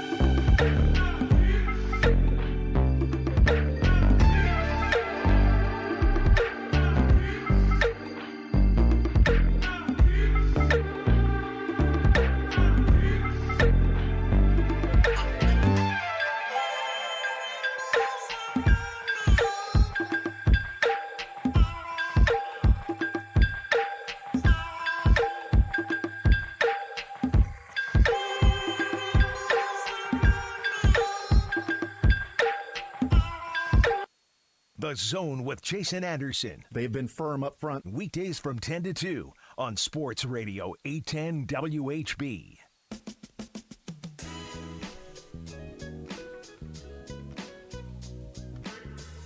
We continue right here on Sports Radio 810 WHB. Jason Anderson with you, Josh Brisco, Beards, heading up until 2 o'clock. Number of things to still get into here in the show. About 34 minutes left or so. But one of the things that came out early this morning and been waiting on a statement from the Royals is a former employee has sued the Kansas City Royals for alleged racial discrimination in a hostile work environment at the Urban Youth Academy. The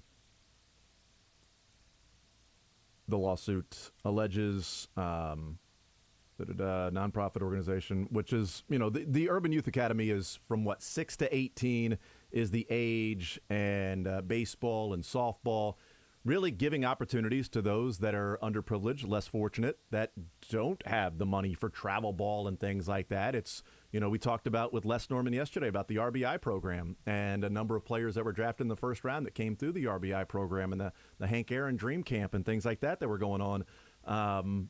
This is one of Dayton Moore's babies and his project that he has talked a lot about and invested time in is the Urban Youth Academy for a lot of different reasons. And now this is something that's coming out that is alleged that there was racial discrimination in a hostile work environment at the Youth Academy. Sam Mellinger, in the statement of the Royals, spokesman for Royals says, this is at the Kansas City Star, said the lawsuit's allegations were, quote, wholly without merit. Quote, since opening its doors in 2018, the Urban Youth Academy has dedicated itself to bettering the lives of youth throughout the Kansas City region, regardless of race, color, disability, gender, religion, age, or sexual orientation. We remain unequivocally committed to Urban Youth Academy's goals and will not allow this legal action to undermine important and impactful work for the youth of our community. The allegation is that this person started working there in April of 2018 as a baseball program coordinator, which is what it said in court documents. He was fired from the position in July 2021. He alleges partially because he is black. According to the lawsuit, the Urban Youth Academy was originally intended to serve underprivileged children in the local community, many of whom are people of color, but Royals leadership began shifting away from that mission through restructuring within the academy. The lawsuit alleges that the leaders knew Ross would not agree with this realignment, and he was subsequently fired. Ross's attorneys wrote, quote, the Royals failed to make good faith efforts to enforce policies to prevent unlawful racial discrimination against its employees, including Ross. The lawsuit stipulates that Ross is entitled to punitive damages in an amount sufficient to punish the Royals or deter the Royals from similar conduct in the future. I don't know if the goal has changed for the Royals at the Urban Youth Academy. I mean, I really hope not. But I can't speak intelligently on that with any knowledge of knowing, has the goal changed from what it was originally intended to do, and that is to serve the underprivileged children in the local community? Has it gone from doing that to then building sort of an academy with really good players and attracting good players from different places? Like, is it going the model of, the Sporting? Whereas then you can bring that person up. Whereas with the Royals, that person goes to the draft or in college or what have you. I don't know if that's the case. If that is the case, I will say first and foremost, then that is a mistake. And that goes against everything that the Royals have preached about what the Urban Youth Academy was built for and was there for and was supposed to be about. Was this person fired because he was going to argue against this? He was going to fight against this? Maybe it was going to become public that this was going to be the eventual decision. Was that the whole reason he was fired? Was it because there was racial discrimination there at the time? I don't know what took place, but what I do know is that the Royals continue to make a lot of noise off the field in a season that is just already off the rails and bad and depressing and frustrating and, all of this criticism that's been there for an organization that is, quote, rebuilding, and it's in year 5 of a rebuild, that's had 3 winning seasons in its entire time with this front office, that, yes, the banners, those pennants, they fly forever. They don't come down, okay, unless you're the NCAA and you win a championship and you've got some things going on in a dorm room. Then they can come down. It just depends on what's happening there. These banners do not come down, so you've got some championship seasons to go along with that. But you got to mix in a winning season from time to time. Like, slip in a salad from time to time, whatever you're, myself included, I should probably do that. The Royals organization should probably slip in a winning season from time to time and not just hey, we won 74 games. We feel like we're really close to competing, because then that next year it all falls apart. The wheels fall off and you're selling at the trade deadline. You've got the issue what took place last week with Toronto when you've got 10 players that did not make the trip to Toronto, when you've got one of your players, your team leader, your guy that's been there in the clubhouse, 2-hit wit, the guy to rely upon every day is out there saying, yeah, if I played for a different team, I might, reconsider, getting a vaccination shot. If we win some more, yeah, I'd reconsider getting a vaccination shot. And Dayton Moore saying, I was disgusted, we're disappointed, we're upset. John Sherman's disappointed, he's upset. We'll see if they actually do anything about being disappointed or upset, because they've talked about accountability. They've discussed those things before. Terry Bradshaw was accountable for the fact that the offense wasn't good enough. Pitching, it's this fault, and it's my fault, and it's this person over there, and it's that person over there. It's the collective accountability that's missing on the pitching side, or the collective accountability that everybody's taking. So therefore, if you take a little bit, and you take a little bit, and I take a little bit, and that person takes a little bit, well, we can't fire all of us, so we're all to blame, whereas, really, it's Terry Bradshaw. I mean, that guy, he's the one that has to go. We got to move him out because that's the big issue. Where's the accountability with that? Where's the accountability with what's going on in the clubhouse when Dayton Moore tells Soren Petro that there has been tension and frustration throughout the season in the clubhouse when he said, if I can speak candidly with you to tell you the truth. That has been going on all season long. We've heard reports and people talk about there's something in the clubhouse that's happening. I don't know what's going on. It's an odd feeling. Well, Mike Matheny's the manager. So why is that an odd feeling? He's the manager of a team that you expected to go and win, and instead they had an awful April. They couldn't hit the ball. They started to be, not being able to pitch. Guys can't get deep into games. Bullpen guys weren't coming through. He's using guys in positions that had already proven that they weren't good enough to do that they couldn't get the job done. And I know he didn't make the decision on PIUMPS on Saturday, but that's what he was doing earlier in the season when he had Colin Snyder coming in and, in middle innings, and he was doing really well. Then he started using him to start innings, which he wasn't good at. And then he kept doing it and doing it. And it's like you're banging your head against the wall. What are you trying to accomplish? Well, these guys don't really have roles, but then sometimes they do have roles. Well, then I'm moving these guys around here, and I got the lineup, and I got guys playing different positions. Okay, I know the manager is like 5 to 10 wins a season. Okay. But if you're trying to compete, 5 to 10 wins either way is massive. And if the hitting coach is the issue and he has to take accountability, where's the accountability on the pitching coach? Oh, and by the way, you're upset. The ownership's upset. Everybody's mad about what happened in Toronto. And the guy that you keep defending on the pitching side is also a part of the group that couldn't make it to Toronto because they made the personal choice not to get vaccinated so that they can then be with that team in Toronto. If he's that good, you're cool with not being there for 4 games and having these pitchers out there? Angel Zerpa is out there pitching for, the 3rd time in his career, and your pitching coach isn't there to help him along the way because he didn't want to get vaccinated, which you say you're pretty upset about and very disappointed in. These are the stories happening off the field. The Urban Youth Academy has been something Dayton has continued to point to as this beacon of hope, this North Star, that this is bigger than just winning games. It's developing people on and off the field as well. I don't know if the mission has changed. I don't know what's happening there. It's an allegation that the Royals deny. It's an allegation that a law firm picked up and then filed suit against the Kansas City Royals. it's also another news story that is not about what's going on the field, that's not about winning, and which creates people wondering what is happening within the organization. Because the criticism has been there. We saw it on Twitter on Sunday when Gavin Cross was drafted, and then Caden Wallace was drafted on Sunday. And then people did the research and said, oh, well, that makes sense that those were the guys that were drafted.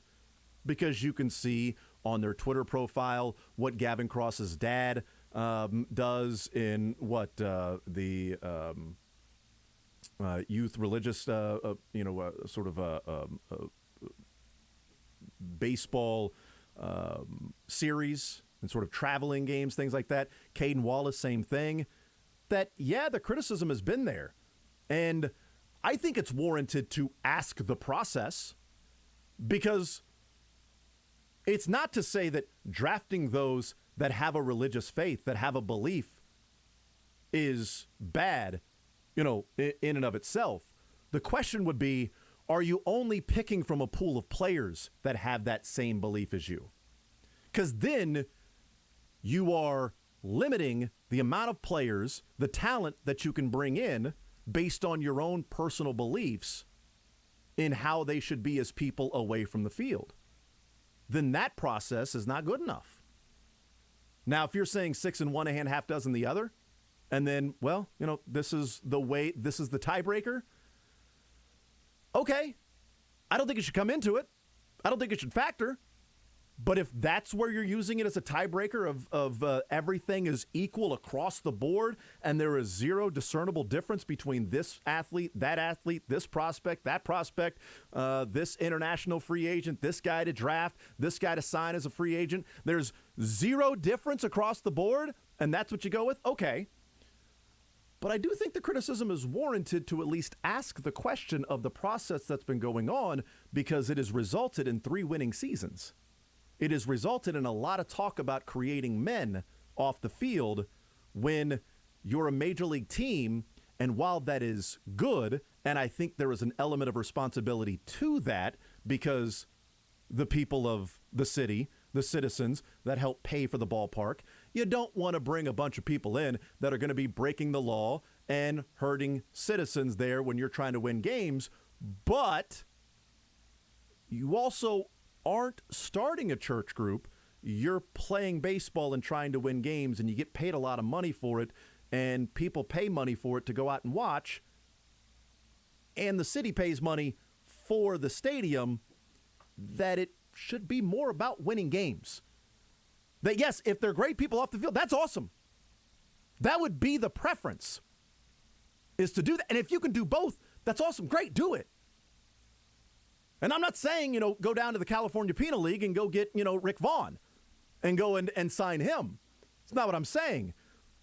But when the struggles have happened with this team for this long, and it's taken you this long to even get back to close to 500, and this was a year you were, quote, competing, and now you're having selling everything off at the trade deadline. Is next year the year you're competing? Well, you can't really sell these players this year and trade them away and then say, no, we're actually, 10 months away from starting a season, or 8 months away from starting a season and really competing. And we're ready to go. Yes, we just traded all these different guys that we said we were going to compete with last year, but now we have a different group of guys that we're totally going to compete with this year.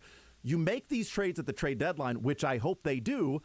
You reset the timeline to at least 2024, which, by the way, is probably around the time Gavin Cross might be making his way up to the big leagues. Somebody you drafted number 9 overall, somebody who you have a past with his father, who believe the same things that you believe.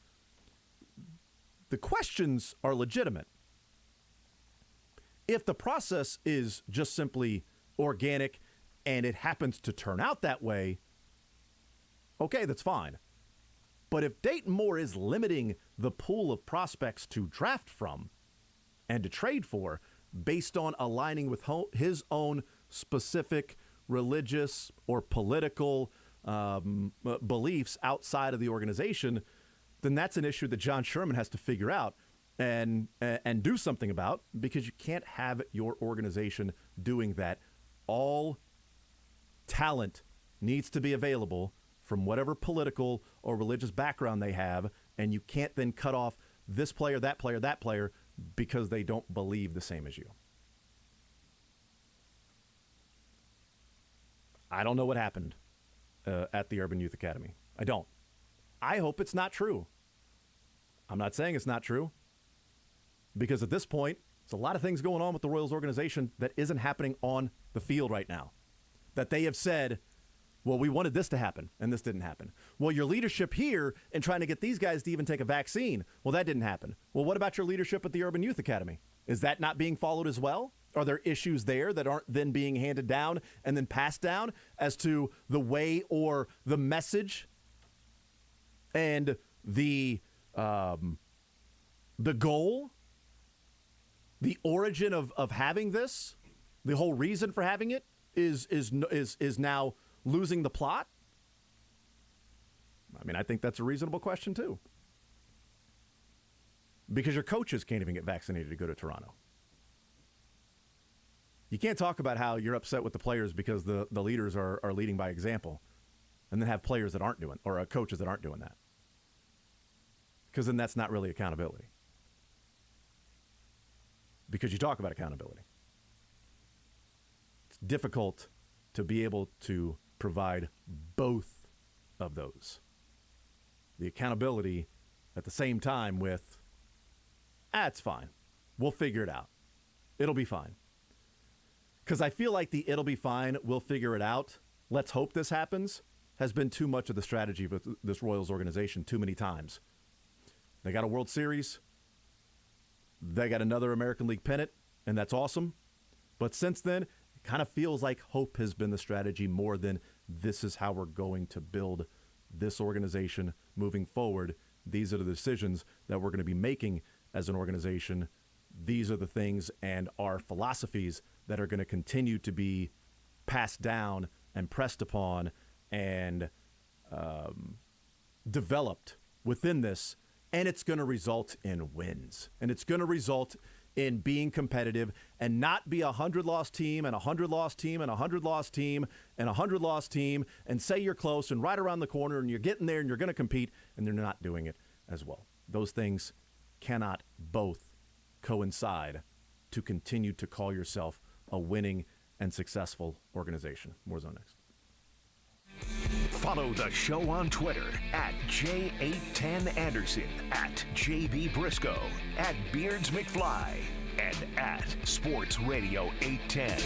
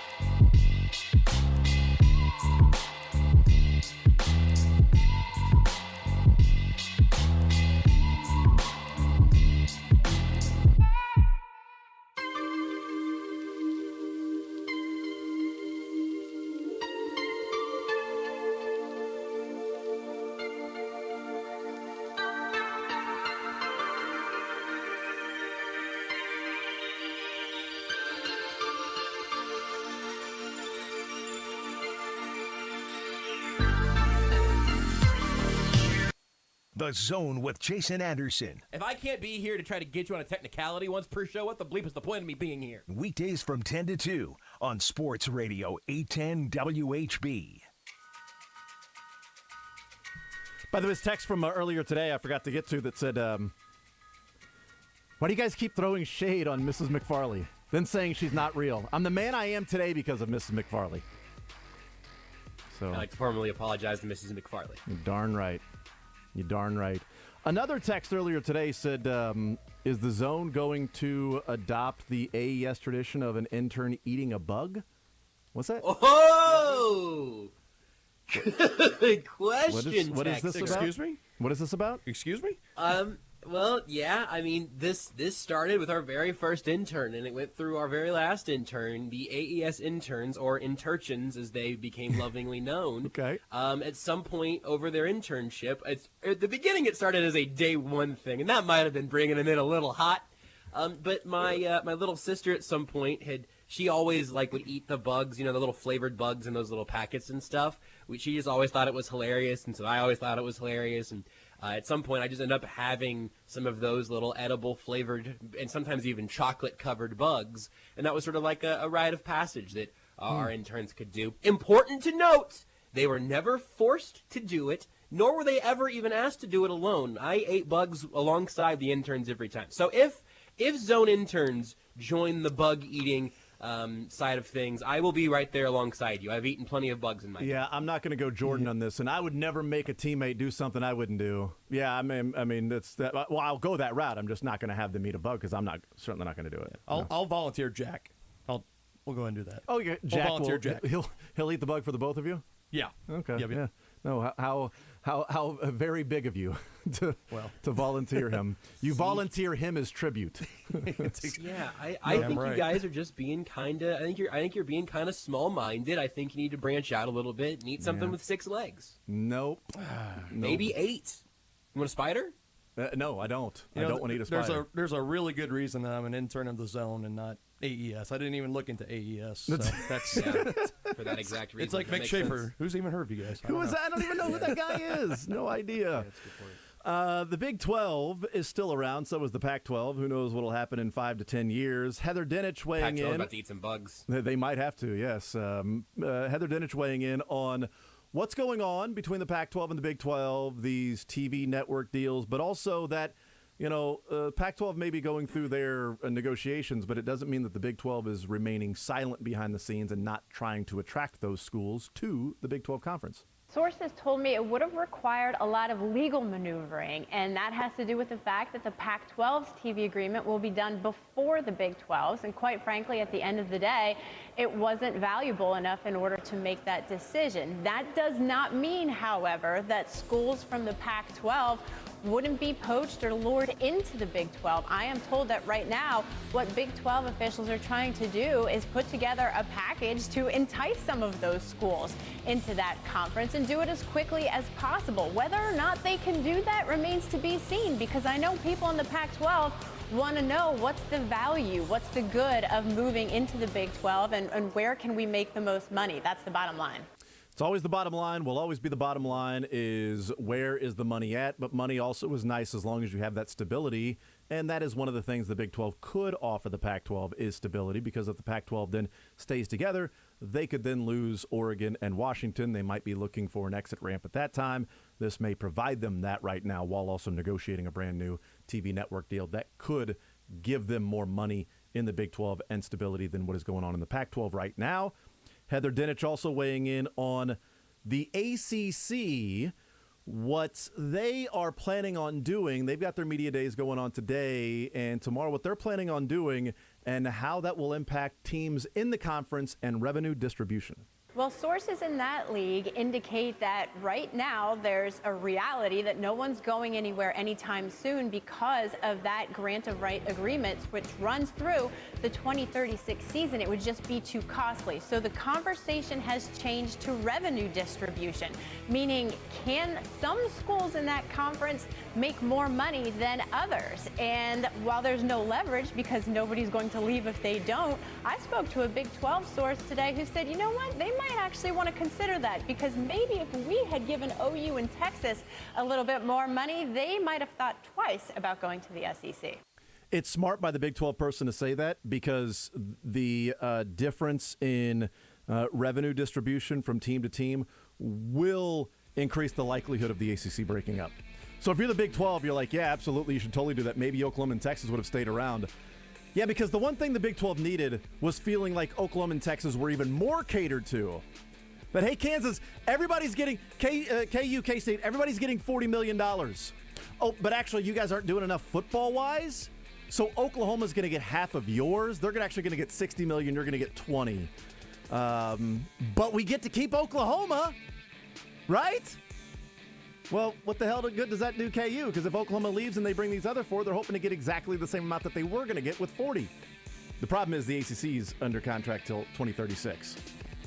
Also, the complaining about the money thing is just an excuse for teams that haven't been doing well to say these are the reasons why we haven't been doing well. It's the money, instead of just saying that we've made mistakes and we're just not good at whatever it is you might be trying to do.